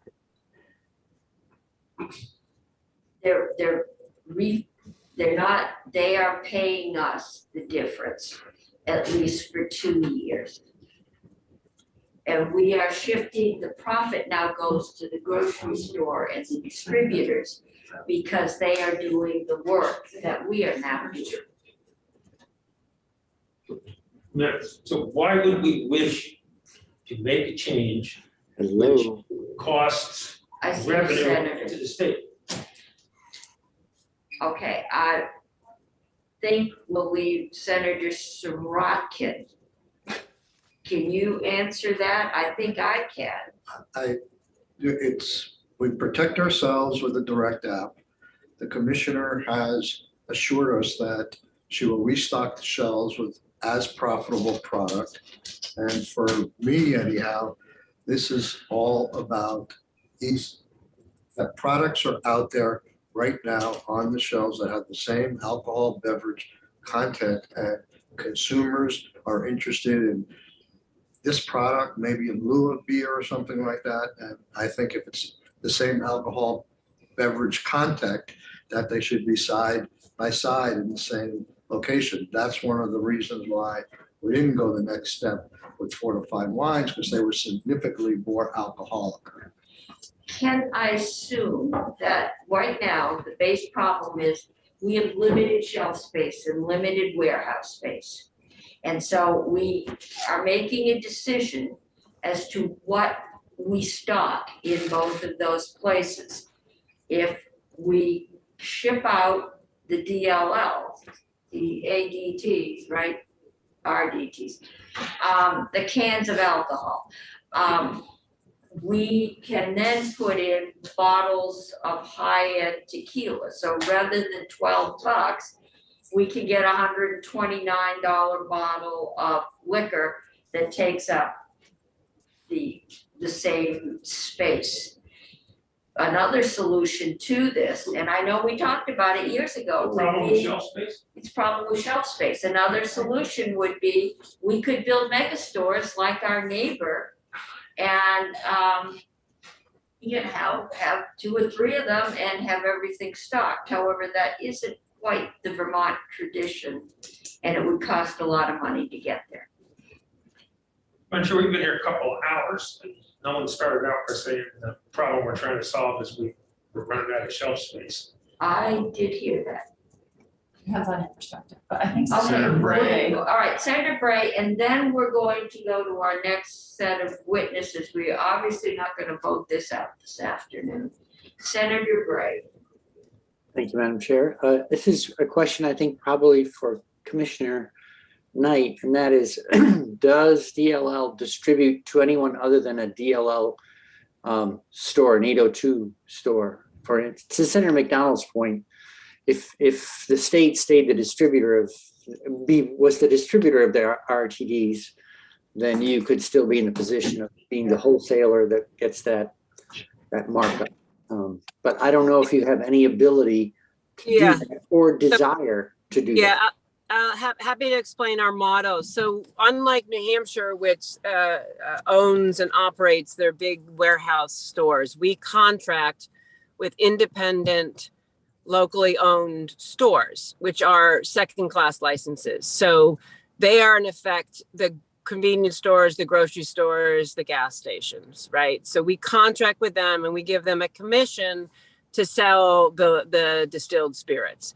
Within all of those stores, so none of our 802 spirit stores are only 802 spirit stores. They're also second-class licenses who are now selling those low alcohol ABV products that we've talked about. They're similar products. So you have malt-based canned cocktails. So the sugary, the products that you talked about, Senator Hardy, those already exist in those convenience stores and the grocery stores. They just happen to be malt-based. So one of the policy reasons why the administration is interested in having the low ABV RTDs moved is to be consistent about how we regulate and treat those kinds of products. So we feel that it's confusing for the consumers when they want to go buy a spirits-based canned cocktail. They can only get that at an 802 spirit store, but they can buy a similar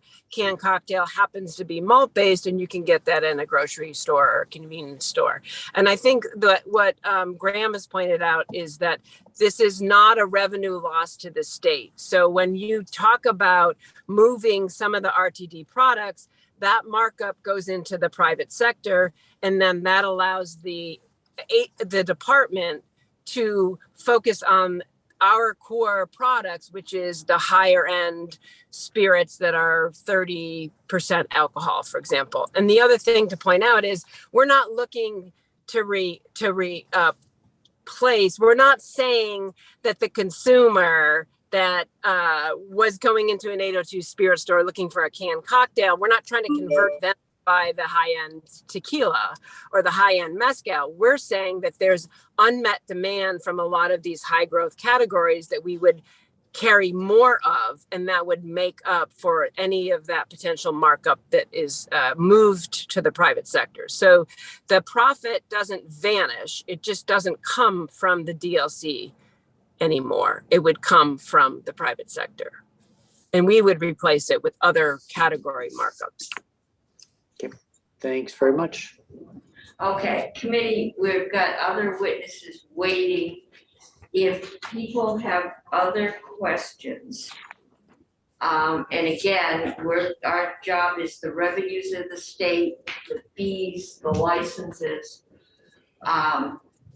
Let me know, and we'll arrange to have, a witness on to talk to us. But other than that, we need to get these bills out of here.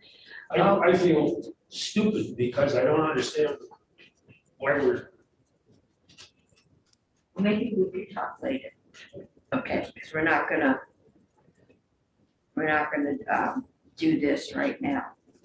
But we're gonna move on to 738, which is miscellaneous tax. And Bill Frazier is back with us. And Bill, I think we thought that your questions had been resolved and you didn't need anything from us around your TIF. That's correct. I noticed last week that you did need something. Correct. Friday night, and I suggested you talk to the auditor because my memory was that he had some concerns if this got pushed further out. So why don't you tell us what you would like, and then we'll leave it over to the auditor. Auditor, I've seen a couple of emails pop up, but they don't pop up long enough for me to read them. So assume we know nothing. Okay. Okay, Bill. Well, so to upstage the auditor, the emails that you've got were Mr. Hoffer and I telling you that we reached an agreement on language and sending. I'd like to hear that. Language. So we can make this really short.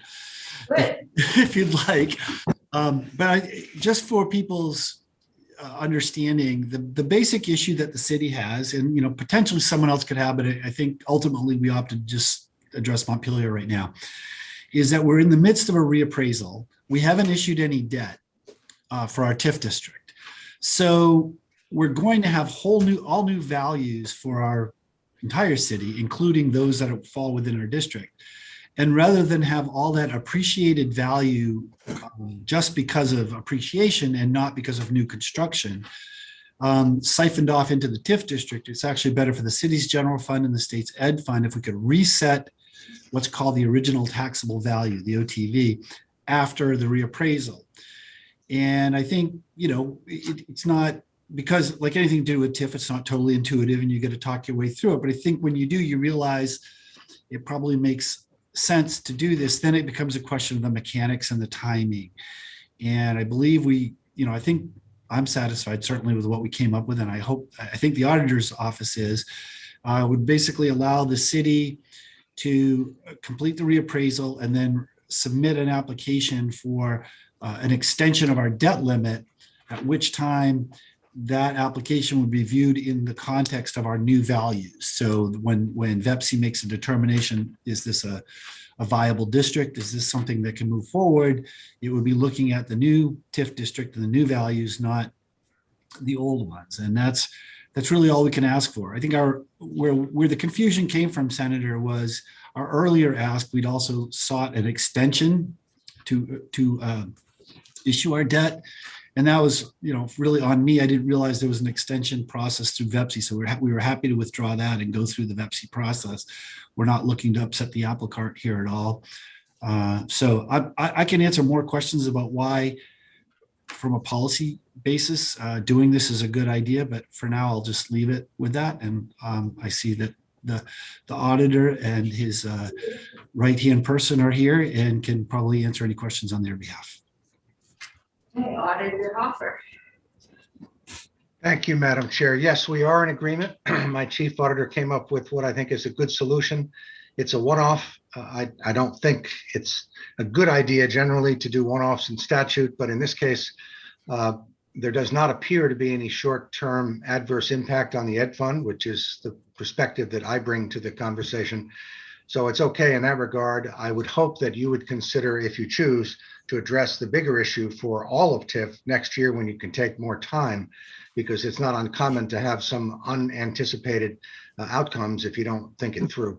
But for now, what Tanya has drafted and what Bill has seen and approved seems to meet his need, and we're okay with it. Okay, have you sent that to Becky Wasser? Yes. Okay, so Becky, you have the language? I did get the language. I'm just kind of looking at it now. I do have, I would suggest edits to it. I haven't had a lot of time to sit with it though. Yeah, So well, maybe Tanya could tell us what's in it, and I assume that you may want to get it into correct drafting style. But if we agree to the concept that's in there, then the editors can have time to get it put together for us. So Tanya, can you tell us what you did?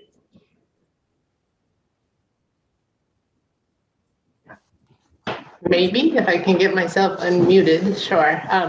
Tanya Morehouse, Chief Auditor for the State Auditor's Office. So Bill and I worked together today to get this language to represent what the city of Montpelier is trying to achieve, and just kind of put some guardrails and clarifications around it. So the first thing that we made sure was clear is the date that the OTV will be as of. The city of Montpelier wants to reset the OTV after the reappraisal process that they will be going through. And in speaking with Bill, my understanding, and he confirmed, is that the date that will be effective will be April 1, 2023. So the language that's proposed specifies that as the date for the reset. And also wanted to make sure that it was clear that this would not change the creation date for the TIF district or change the borrowing period. So that language is in there as well to basically say it doesn't affect the creation date of the TIF district and does not reset the borrowing period. And then the last piece, and this is kind of the guardrail that I spoke with Bill about, was to make sure that DEPSI has a chance to take a look at what kind of effect this might have on the financial viability of the TIF district. And so when the city does file their application for an extension of their period to be the extension of the period to file their first debt or incur their first debt, the financial plan that will be presented with that application will include the reset OTV. Okay. So hopefully that makes sense. It's a lot of different concepts kind of floating around in there, but I think that it's as clear as we can make it. And it should be administratively possible to move forward with this. And the baseline is Montpelier hasn't done anything within its TIF district. It had some plans, it went to court. They haven't made, and I assume they would not be making any improvements within the district before this reset. I think Bill can probably speak to that better than I can, but that is consistent with my understanding. Yeah, that's correct. And I think that's only fair too, that, one of the things that gets confusing is you start with your TIF district and then you get a reappraisal and it changes your values. And we're basically, taking the position, look, we haven't incurred any debt. So let's start with a clean value slate. So, I think it would be inappropriate for us to then incur debt between now and then. And we don't have any pending projects. If we were to have one, I'm sure we could time it so that we voted any debt after this was all completed. So. All right, Senator Pearson. Just, I think my question, probably Tanya, maybe Becky, I should know this, but I'm assuming TIF districts, generally the way they work takes into account the overall growth in the grand list, right? I mean, because we are going to see swells, but we're always trying to measure just what we believe was relevant to the development and the tax break. Do I have that right? Yeah, so every year, once a district issues debt, that is the point at which they can start to retain tax increment. And the way that calculation works is based on the concept that you just described. So incremental growth above the original taxable value is captured and a percentage of it retained to pay off the debt. So it is the incremental value that is being measured every year. And the baseline is the original taxable value. And that is the baseline is what Montpelier wants to reset subsequent to their reappraisal.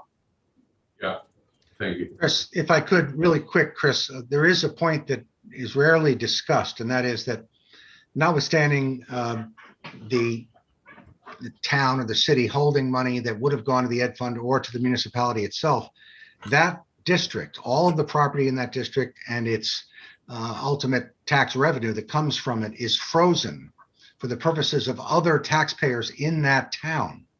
That TIF district under normal circumstances would throw off X amount of dollars. Now it's going to throw off less than X. And X is not going to grow dramatically until the town makes their investments, presumably that's their hope. So, the idea that nobody pays is not really accurate. It's not related to what Bill's asking for today, but I want you to know that it doesn't really hold municipal taxpayers harmless, in truth. I guess my question comes from, we're seeing an explosion in the grand list. And if a TIF district is developed in that period of extreme growth anyway, I'm assuming our calculations have some way of backing out the growth that, the town over or the neighborhood that's outside of the TIF is experiencing, because obviously it plainly has nothing to do with the development That's what I was trying to verify. That's supposed to be VEPSI's job in determining or passing on the but for, checking on the background growth rate, which Graham discussed and quantified in his latest report. I don't think VEPSI's ever done that, but your point is well taken, but that's not what happens today. But there is, but I would say there is a mechanism that maybe might capture some portion, or maybe perhaps all of that kind of background or appreciation that perhaps would have occurred anyway. The towns, or Montpelier, I think only gets to keep 70% of the ed increment. Is that right, Bill? Is that the right percent? I think it's 70%. So a portion of the incremental value is going to the TIF district, at least for the Montpelier TIF.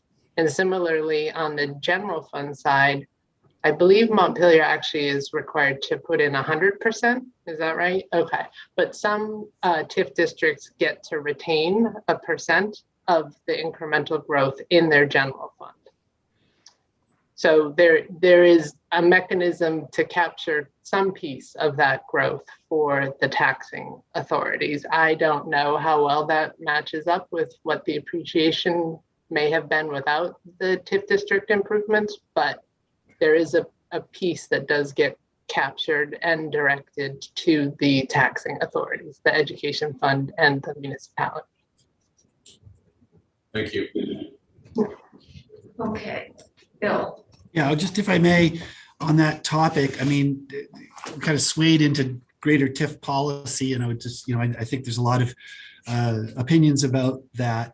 To this specific issue, and I think that's why I'm before you, I do think that there ought to be something that addresses this topic. And I know probably some of my fellow municipalities may or may not agree with me on this, but the reason we're asking for this is that just what the questioner just asked which is, let's use our hotel project just as it's, because it's a very clear example. We have the existing Capitol Plaza and we're proposing a new hotel with a parking garage. So to keep it super simple, let's just say that the new revenues from the new hotel, including the ed fund, were going to pay for the parking garage. And nobody else had to pay anything, and the ed fund was going to pick up the 30 or 25 or 30% that it's not getting now. So the ed fund comes out ahead, now we have no project. That existing hotel is probably going to go up $1 million in value under the reappraisal. But that would go into the TIF fund. That, if we were built, that is incremental value from our original taxable value, but it's not representing new development. And so it's our opinion, as I think the auditor just said, that this should go to the city's general fund and it should go to the ed fund until it's actual development. And so to the extent that there can be some parsing out or simplification of that, I think that is what the policy is intended to do. And the reason it's the 100% of the reason why we want to reset is so that we don't have this unfair sharing to our non-TIF district taxpayers. So I think that is an important piece. And if I can get in a plug for TIF policy while we're here, I strongly support the project-based TIF concept, because then you put a huge fence around it. It's like, does this project pay for itself? And there's no other properties involved. And that was really how we designed our hotel project and how we would look at it. So I know you're not going to do that this year, but in the future, I look forward to participating in that conversation and love to talk more with the auditors. I would like to thank Tanya and the auditor for their cooperation. They really worked great, and I really appreciate their support and help. Okay, and something tells me we may see another TIF discussion next year. It's been 2 years. We have them regularly. So Do we have that language? Becky has it, and I'm going to give Becky some time to get it into our regular drafting language. Is that what you need, Becky? Yeah, I'm working on it now. And I just, having not seen it for very long, I don't know if I have We will, questions. as long as we're okay, we will let you get it put into our drafting legalese and we will, If I have questions about it, how should I go about getting those answered? probably call Tanya. Yes, thank you. Or- Yes. Or both. This is Tanya again. Yeah, you can definitely call me or you could email. If you email, please copy Bill so he can get a look at that too. But if you call me, then at some point we should, float the final by Bill just to make sure he's okay with it. And it's okay, if you get that to us when you get it done, when we go to put this whole puzzle together, we'll just add it on. Okay? Unless someone here has a question once we see it, but I think we're agreed in concept. So we will go forward. Okay, and I guess the good thing is the EdCom will benefit for now from the reappraisal increased value. Until the city does its best, we're not getting anything. Okay. So next, yes. Homestead property tax yields and non-homestead property tax. We are on for discussion, which I think will be pretty quick. Still on 738. Mhm.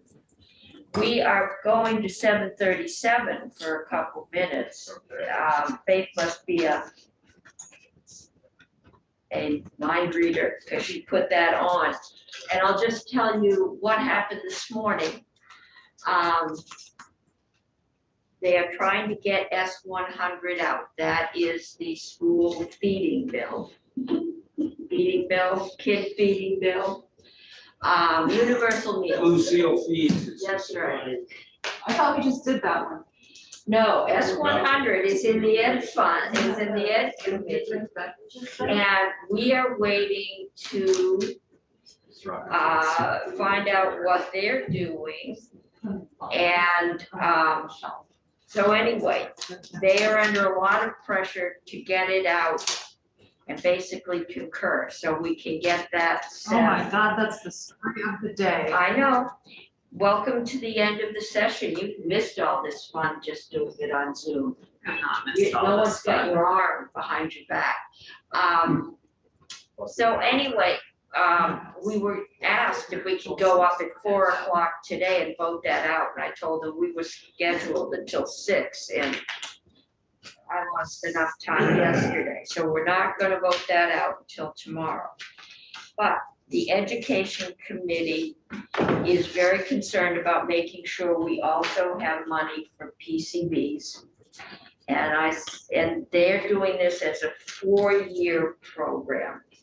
So I said, as long as. What?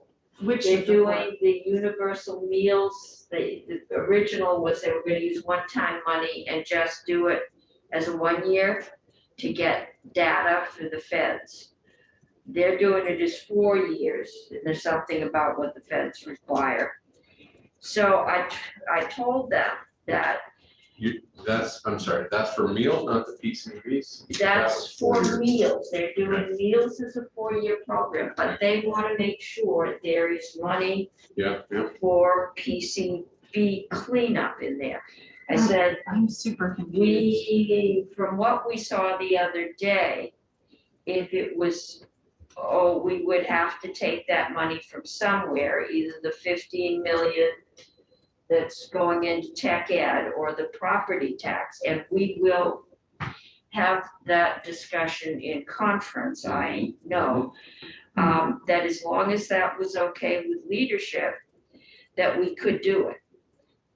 The alternative was they were going to put it on as an amendment, which would send it back to committee, which would further tie it up.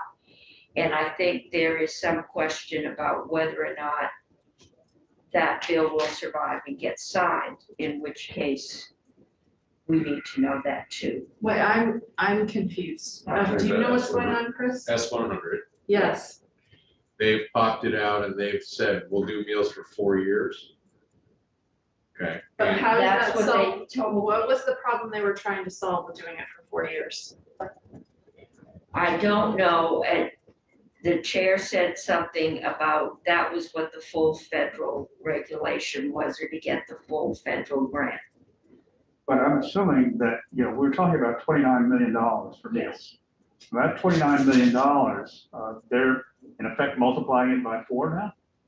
Well, All these years. all these years, they're not putting it in all this year, but Yeah, they're. but the assumption was that this would be a continuing expense, and I don't Yes, think that's $120 what. It's now that is the $126 assumption. million, Randy. Well, it's Do only you have a continued chart? 4 days, 4 years.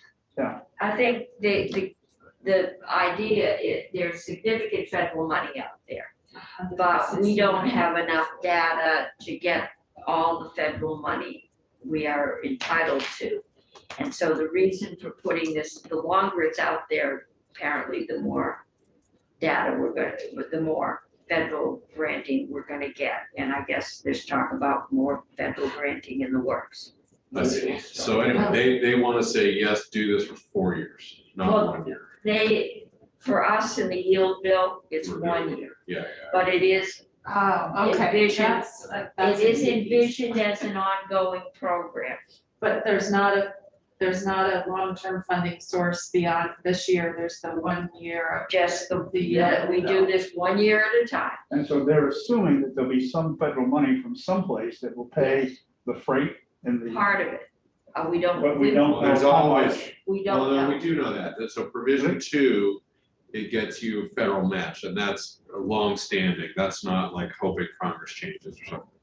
So there's like a lot of, if we do this even for 1 year, the goal will be to really drive participation. So the way it works is, as soon as you go to universal, if you've got a high level of poverty, the feds just pay for it all. Once you prove that, they pay for the whole thing. But if And you they're doing don't, that in which 72 schools now. right, we're doing that in, right, about a quarter of our schools, whatever. If you don't have a high level of poverty, but you are universal, which is what we're entertaining here, and this is important and it's confusing. You measure how many of your lunches are going to kids who are in poverty by whatever metric. So let's say you serve 100 meals in a day and 30 of them go to lower income people. They will then consider that kicks in a formula. So it's, I'm not saying this very well. The feds then care what percentage of your meals are going to low income kids, and they base their formula on that, okay? So then moving forward, if you serve more meals, and so therefore the percentage shrinks, it doesn't matter. The feds will stick you at, they're serving a third of their kids are in poverty, so they bring in the money that way. So even if you swell the number of meals, they will lock you in at that ratio, and that's the benefit. That's where there is also a matching benefit of doing universal. And I want to just double check with Graham that I've described that properly, or if you know, but that is my understanding, is that when you're in, or Julia, when you're in a category 2 school, which would be basically the rest of them, it's important. People care about this first year of experience because it locks you in on a ratio that helps you draw down federal money. And Yeah. so the expansion or the extension of this for the additional 3 years beyond that, do you have to, at this point, specify the long-term nature of it? That I don't know. No, we do the yield once a year. So we are making no commitments beyond this year. But I thought what I heard was that we were making a commitment to extend this program for 4 years. That's what I heard the chair in the cloakroom say to me, but we can double check with him. And something about making a decision during conference to do that or to do something alternative? No. Well- What their request is that our education committee is very concerned to make sure that we have money set aside to deal with the PCBs. And they were going to put that on as an amendment to S100. They were, the reason I got called out into the cloakroom was because if I could say I thought this committee would support keeping the PCB money in reserve in the yield, and I thought that we were prepared to do that, then his committee could just send the S100 back, Concur. concur and get it up and out. So and what I said, and I can go back and say I was wrong, is that this committee seemed to be concerned about doing the PCB money. That, you know, as long as they'd support, however, we have to move funds internally to do that. And leadership said they would. That, you know, we'd do it if at all possible, but that's, I just want you to know what's happening out there. It is the end of the session. I think they would like to get S100 out to learn its final status. Yeah. So that's where we are. And I want you to know when I make commitments for you, so I can go and reverse them.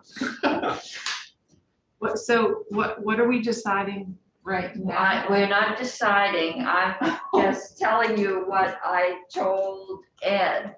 The plan is, since I said I really didn't want us to go back on the floor at 4 o'clock, since that would mean we're pushing all kinds of stuff over in tomorrow again.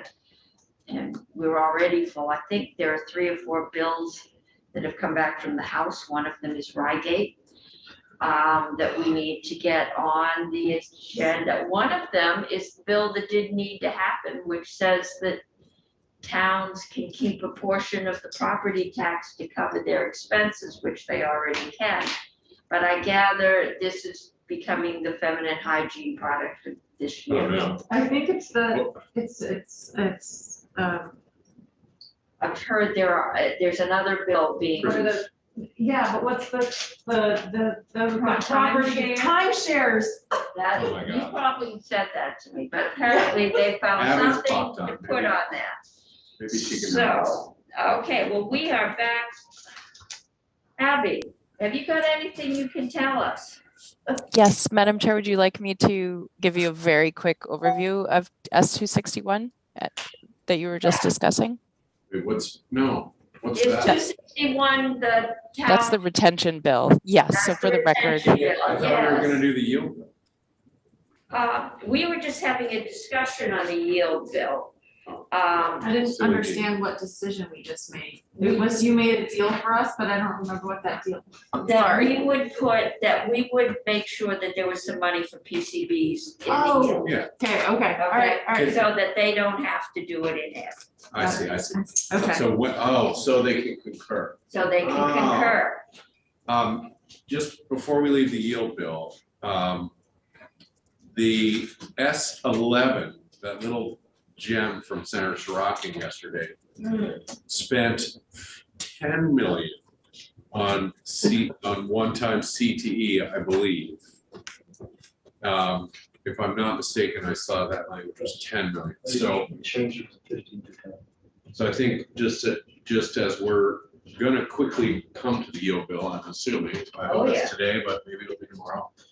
Depends on how much stamina you have to see. Well, I don't have a lot, although I can That's right, participate you by will. Zoom, I'm allowed by Zoom, so, short of the play starting, I'll do that. But I just point out that yield needs to go to APROS because it went to APROS.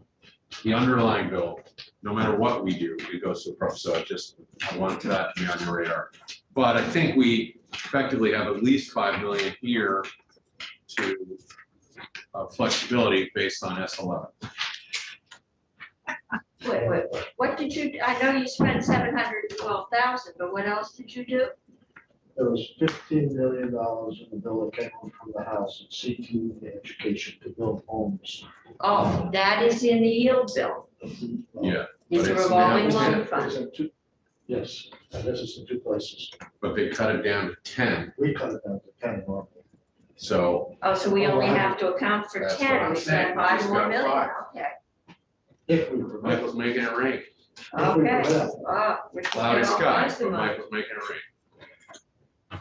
So I just, Rainmaker. Julia probably has already tracked that, but I just wanted us to be aware of that piece. Julia's saying yes. So I told them, don't worry about the 512,000, you remind us that it's been spent twice. can we just review what, or are we gonna do that with Julia, what's on the yield bill at this point? We are going on because we actually set to do possible vote next. On the yield bill? No, I've got to wait for 100 to get settled before I can do the yield bill. I just asked Brian about it. They're doing it right now. Yeah. And he might pop his head in. Well, it has to pass on the floor. Oh, Well- right, You know, well, I mean, but we can do that, but we also have miscellaneous tax and we have several other bills to get out. So I think we went over miscellaneous tax yesterday. There wasn't as much in it as I thought. And when you say miscellaneous, you mean technical, page 7. 738, yeah, that's what we traditionally call miscellaneous tax and Christmas tree. We used to have something that said carpe the Christmas tree, instead of carpe diem on the wall. In Latin, and Paul Giuliani told us our tense or something was wrong in Latin. But All right, this is live detail. We voted, so you know. we like, okay, my final, you got Lou? You've been watching us? No, I received a text. She's Madam Chair, may I? You may, You want tell some us cake? what you've done. Yeah, happy birthday cake. Actually, take it back to your committee. Yeah, happy birthday. wait, you have to give us speech? We need Stephanie Plum, because she likes leftovers. The question was, as I recall from the text from Senator Hardy, there's some confusion about the conversation you and I had with the pro tem. I'm not. I was confused. Oh, so okay. I don't want to speak to the Senator rest of the Hardy. committee. Would you like me to tell you the conversation? Yeah. So we're about to pass out a universal meals bill that I think the way the committee is looking at this is to basically concur with the House as one term, one time, with the intent that this will go forward in the future. And there will be language, there will be, the Senate shall find a funding source. There is no question, though, that it loses 6 votes, in my mind, if there is a PCD funding. There is not, if there is not, it loses votes if there is not. PCD Okay. funding. That's the only thing. So when we talked with the pro tem, Senator Cummings, sounded like we would get $40 million set aside or whatever for PCD funding. We have some language related to that we pulled out of the universal meals bill. We ended up feeling like committee members initially felt like, hey, I don't want to vote on this unless we know we're getting the PCD money. When I talked to the chair and Senator Ballant, they said, you can go in and tell them, PCD money's coming.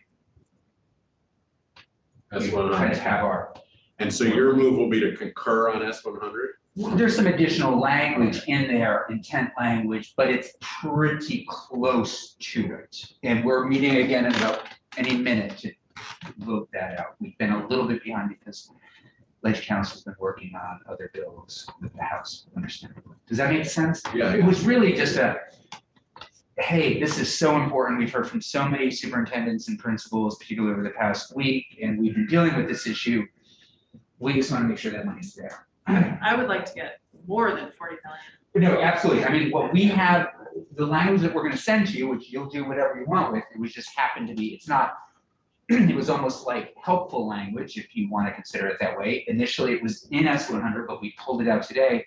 That basically said 40 million and then put a little fence around additional funds coming in, like 10 additional million from excess funds coming in. Waterfall. Okay. That was sort of Jane Kitchell's sort of, hey, we might get some extra money. Can I ask you another question? Please. So, Do you mind if I cut this? you know, please, just, you know. Actually, I will bring it back, if you don't mind. I'll take it. For everybody. Unless you guys want some. Whose birthday is it? That's Becca's from yesterday. Oh, it's not She fresh. got 2 cakes. Okay, if it's not fresh, we're gonna pass. Very fresh. It's like. Anyone ever tell you about looking a gift horse in the mouth? This is like, yeah, I don't wanna, Mother Cummings, please. Okay, so my question is, Mother Cummings has put me in my place more than once Yes. in this Second session. time this session. The I second time this recall. session, but probably 20 since I've arrived at the Senate. okay, my question, Yeah, Mr. Chair, is we've heard a lot about PCBs. Yeah. We've also heard about school ventilation. yes. And just sort of school facility issues in Yeah. general. So I was wondering about whether we should make it a more general school facilities reserve fund with a priority for PCB remediation or something like that. So that if not all of it is spent in PCBs, Yeah. it could still have the language and the authority to be used for other like emergency school. I don't think the committee would be averse to that at all. I do think after yesterday's hearing from David Young in South Burlington, the committee recognizes the PCBs are going to be huge. And expensive. A nightmare. Yeah. And the House is saying, well, you know, and the House seems to be fighting on this issue. They, you know, but they fought us on lead and they've fought us on other things as it relates to keeping kids safe. Yes, I was on that conference Yeah. committee. Okay. Could I ask the chair a question on this front? I mean, we're Thursday, the yield bill has to go to approps whenever we move it. So I'm starting, I think the move is to push the yield bill out as quickly as possible so we can get to Congress, so we can battle on what is seeming like PCBs is gonna be the flashpoint, although because, I mean, yield bills must pass. Can't, otherwise we default to last year revenue. Right. It's much higher. I mean. Much higher, yeah, I guess that'd be a comfortable. So it's a great question, a great point. And here's where we are struggling a little bit is, sure, we could pass S100 today. Fine, it's, you know, and we have, you know, this somewhat concurring language, but it's you guys that are gonna control really what happens with S100. And we're putting the language there, but the money's coming from you guys. And we can. So all that to be said, I mean, we don't care how it goes. Still going down. Because the House, I was asking Bloomer about this. Yeah. Because the House bill appropriated the money for meals. And Oh. so no matter what construct we do, you know how that goes. Well, they should get it. Do you have language that you Yes. want us to put in the yield bill that's related to either of these that you mentioned? So I'm happy to provide, we're about to get a clean copy of S100. I could have a copy brought right down here. And I also have language as it relates. Have an email to the Okay. bank that she can. And in post. terms of the process, it's whatever I think, where I'm sitting, it all travels in the yield bill. But because that's where all the Well, you money, can say whatever you want, but if we don't that's right. put the money in the Right. yield bill, you don't have any money. You know what I'm saying? So we've been sort of struggling with this back I and don't forth also. But what about my question is, I agree, there's big questions about the process and it's totally confusing to me, but the timing is also confusing and it's usually not helpful to have less time for these battles. And so I'm just curious if either of you, I guess, have talked to leadership about some of that. Okay, so maybe Julia is with us. So I will send those two bills, I'll send that bill down. Did you have language that you wanted us to put in the yield bill? You said you had pulled out some language. We did, but I will send you the PCD language, but I'll also send you the whole, all of S100 after we vote it, just in case you want it all to go in there. I mean, tomorrow we could decide that really S100, it all should happen in the yield bill. I mean, in a way, it all is going to happen in the yield bill. You should have the language saying what it is. Sure, Yeah, I think sure. the And that's smooth, but it that's- sounded like you had some language. I also you had wanted. the Yeah, we've got language, the yeah. teacher support thing. Right now, That's, I'm leaving it in miscellaneous ed Okay. because I think that may be the safest place for it. okay, that does make sense based on, you mean, instead of putting in the robocall though? Instead, He's not here. I said that with love. Thank you. Put everything in that bill. Yeah. You got sick because of the cake. It has nothing to do with it. okay, so Madam- committee, and I'm looking, I've got Abby Senator and Bray. Julia, and I'm wondering, Wait, since. Senator Bray wants to say Senator something. Bray, yes. Yes, thank you. I have to go to approach now. See you soon. Okay, be back by 5 because Senator Pearson has to leave. Okay, I certainly hope I'm back sooner than that. Yes, I do too. Remember. Madam Chair, you're aware that Senator Sorokin and I are right now scheduled for a conference committee. I know, but I also don't think told you no, and I announced on the floor that I hope that you guys would not do that. We're I'll be glad to scheduled participate 6. in my car and, I over I for a can't, walk. I can't, Yeah. yeah, no, you go home. You have to Well, I'm gonna go But home, but I We're could not buy, gonna I could, get things out if my people aren't here. Well, I'll So, Mark will be here. yeah, good, but that's not a quorum. So let's keep moving. What I'm trying to find out now is if staff can switch really fast and rather than do 370, 738, we could talk about 737. Julia can do it, okay. Woo-hoo! All right, and Graham. And Abby, okay. they all sing a theme. Let's go. So we have done nothing, right, to the yield bill. We've been through it, but we have not made any adjustments. So Julia, you had I think a sheet with where the money is. And maybe if you could share that with us. So you notice says you're the co-host. Wait, is it, It's the April 28th, right? Julia, I will post it today if you tell me what you want posted. Sure. Julia Richter with the Joint Fiscal Office. So from my understanding, I have presented one Ed Fund Outlook on April 28th, as you mentioned, Faith, which was a reflection of the request on behalf of the committee. I would be happy to walk through that if that would be helpful for a starting point. I think it's changed. Well, let's walk through what we told her last. And then we will see if we've made any changes. So Julia, can you share that or? Sure, I can pull that up. Okay. While I'm pulling that up, or I did hear Faith say that she would post it. Would I post it. will. That takes a few minutes though. Okay.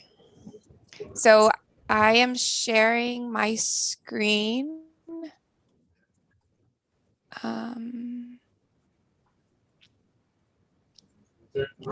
Can folks see my screen? We can, it needs to be bigger and we've got your, drop downs over there. Okay, How's that? a little bigger. Can you do it a little larger? How's that? Okay, that's good. All right. So this is a reminder of what we went through on April 28th, and this was a reflection of what the committee had requested at the time. So all of the same bills were used for modeling as in the House construct of the yield bill. Since then, there have been a couple other things that have happened. So with respect to H716, the miscellaneous ed bill, that's what you, not sure if you voted it out today. No, it's. Okay, so as recommended by Senate Education, and I'm not sure what the committee will decide to do, but it has that 6 million shift within the education fund. Right. Yeah, we did that, and we did, yeah, we voted that out. Senator Hardy is doing that. Okay, great. So that also has an appropriation of 712,500, which would need to be included in the yield modeling. Yeah, then that we voted out. It's also in S11, but yes, they can drop it out of there. Okay, so the next one that we included was the 15 million appropriation that was in H703. I know there's been discussions of in S11 that's a 10 million appropriation. So that's also something that the committee might think about. A 10 million appropriation. For the CTE. For the CTE. Kids building houses. Okay, they cut it to 10. The house, the bill as it got sent to us is. The bill that we sent 15. yesterday is at 10. Yes. So I don't see why we would we take 15. So we Put it can 10. assume it is now at 10 when we get the next picture of the yield bill. Yes, so I'm happy to put together another construct after our conversation today, and I will include all of these things we're talking about. Pivoting so quickly. So next up, the pension bill. It's got the 7.8 million in savings and the 15 million in a new ongoing appropriation. Next is the 29 million in funding for universal meals. And then the committee had put an additional reserve of 41 million in funding for PCBs, and then asked for the remainder to be used to lower tax rates, which was approximately 2.5 million left of the surplus.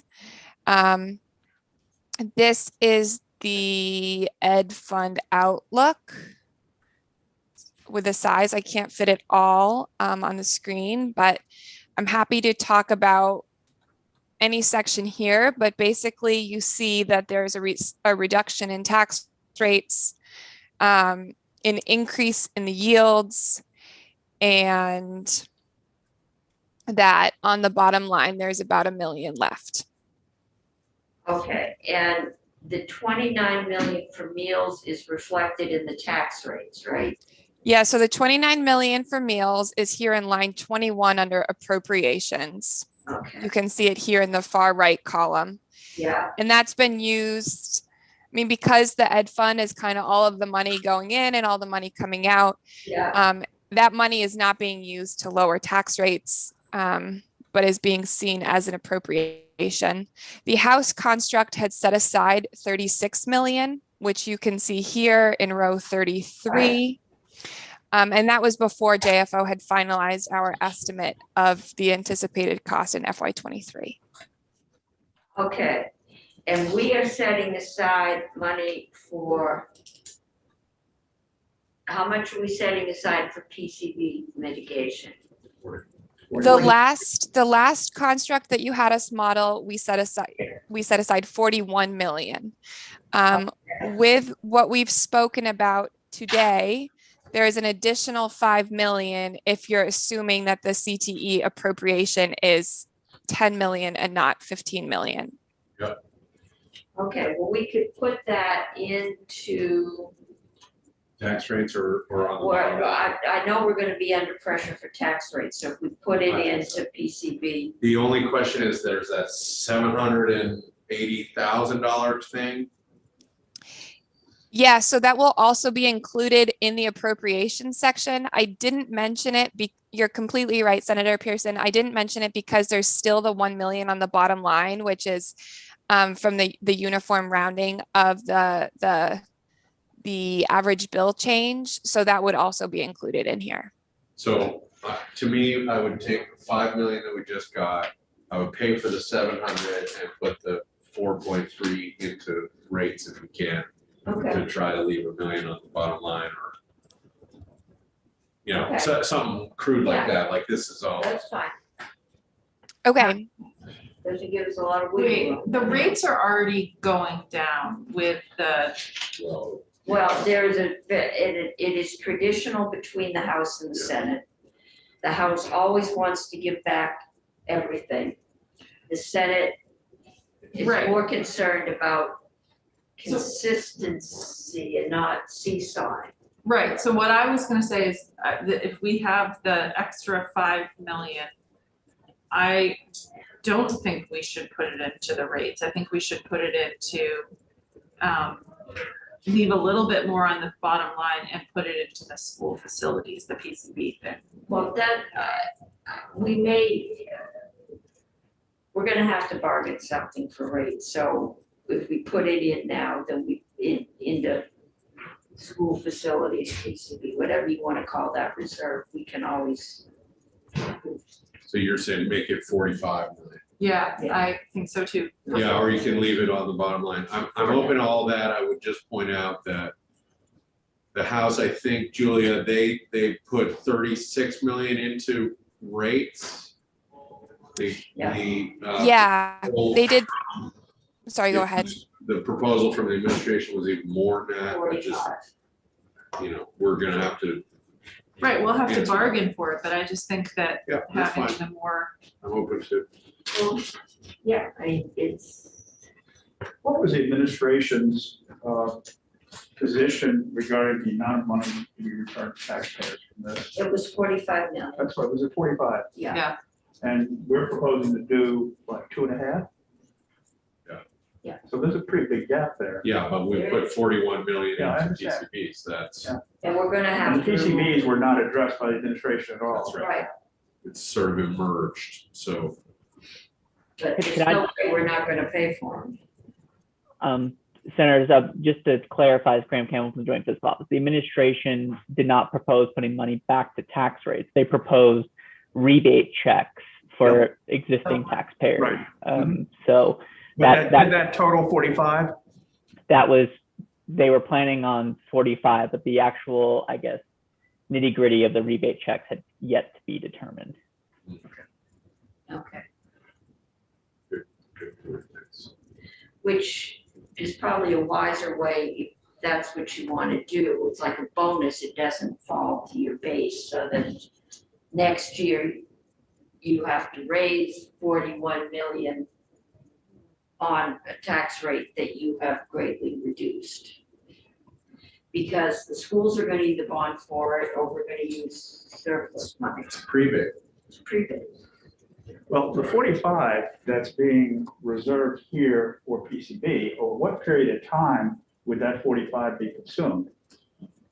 Several years, is my So understanding. it'd be but- treated as a reserve, Yeah, as opposed to going out at some point and bonding for that as part of, in effect, school construction. or to match or something. Yeah. Sure. well, we might Beth still could have to do figure out how to that, and invest it could be a lot more expensive. The $41 million estimate is for the, No, it's for the remediation. But it's our early best guess. yeah, I mean, Yeah, it's the best guess, but if the price is gonna go up over time through inflation or whatever, it's gonna go up whether we reserve 41 million or 100 million. We can't pre-buy it. No, we are there and we're gonna, you know, the schools are being very clear, they don't want to disrupt school any more than they have to, which means a lot of this work is gonna have to be done over the summer. You can't really take the windows out in January with the kids sitting in the buildings, and a lot of it seems to be caulking on glass and other things that need to come out. We don't know. I mean, but it's a good point, Sarah, that we're basically saying the PCBs, in a sense, we're swapping out the tax rebate or whatever, however it's the construct for a PCB reserve fund. Or, I mean, and I'm open to broadening it, but I mean, at least that's a very straightforward explanation to people who are saying, hey, I thought, you know. We're gonna feed your kids and we're going to make sure the air they're breathing is not toxic. Yeah, not exactly, reckless. yeah. And frankly, everybody I've heard from thinks we should do that, not send checks out. Yeah, I mean. And none of us, I think, really knew this was coming. That testing got put in the. Well, to be fair, we did know, and I remember Senator Baruch standing up on the floor. I remember this distinctly. I mean, I guess it was standing up on Zoom Yeah. and saying, remember, everybody, this is gonna cost money. And he was right, and we all should have known that. I mean, we all did. I think know we that. did. And we need to be responsible and put the money as much as we can. Should be testing for radon. I can't sell a I think house we did, without I think we did stick that in Yeah, there. I don't- we did. that That's why I was that thinking comparatively putting it- cheap. Putting the broader facilities that we don't dig a hole. We can get some language around that. Are we comfortable with that? I think so. All right. Sorry, committee, may I confirm what I believe you've asked us to run? That might be Good move. very wise. See, You're we know what learning we asked. So I just wanted to make sure, so we'll update the 700 plus appropriation as well as adjusting that 15 million appropriation down to 10 million. And then did you decide what you wanted to do with the remaining 5 million? Was it towards tax rates? Was it on the bottom line? Was it PCBs? I think we're gonna put it into PCBs knowing we're going to conference. Okay. And then you wanna use, or did you wanna use some of that, put 4 in PCBs and use $1 million to cover the 7? Yeah, so part of it has to go to the 712,500. Yeah. So we'll cover the 712. To your teacher peer license. With, and take that out of the 5 million and then put the rest into the PCB reserve. Okay, and so did you want to leave 1 million on the bottom line? Yeah, Okay, 1.3 or whatever that. Yeah. so something around PCB 1 million on the reserves are bottom full. line. Right, Yes, the we are. reserves are full. Okay, Yeah. sure. I mean, that's a valid assumption? Julia, you can just make the facilities line or the PCB line or whatever we're calling it for an even 45 million and put the rest on the bottom line. And not put the rest towards tax rates. Correct. Now, that, we know we're gonna negotiate. We're So sticking keep at the- 2.5. Do you want to keep the 2.5 million going to tax rates? Yes, You want to make the PCB facility line 45 even, and then everything else you want to be captured on the bottom line. well, you're gonna have to take the 712 out and whatever's left, Right, it falls to the bottom line. Yeah, yes. But Madam Chair, I had a question, and I think we need to make sure we're right about reserves. but yeah, I'm assuming the reserves are full.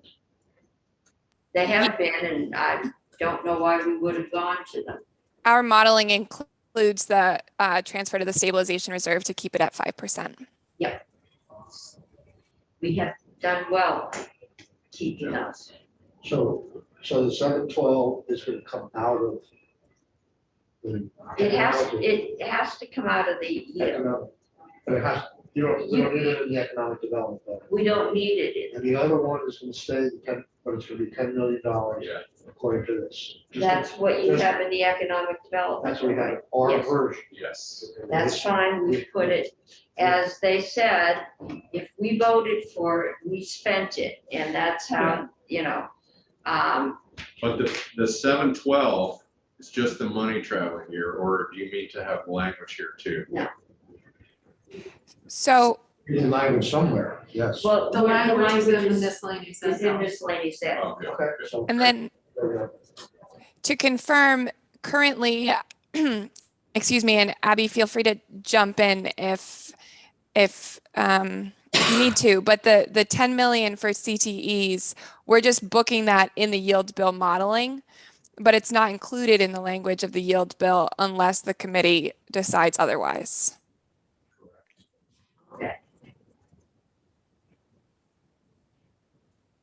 Yes, that's Yes. correct. Abby nodded, Julia.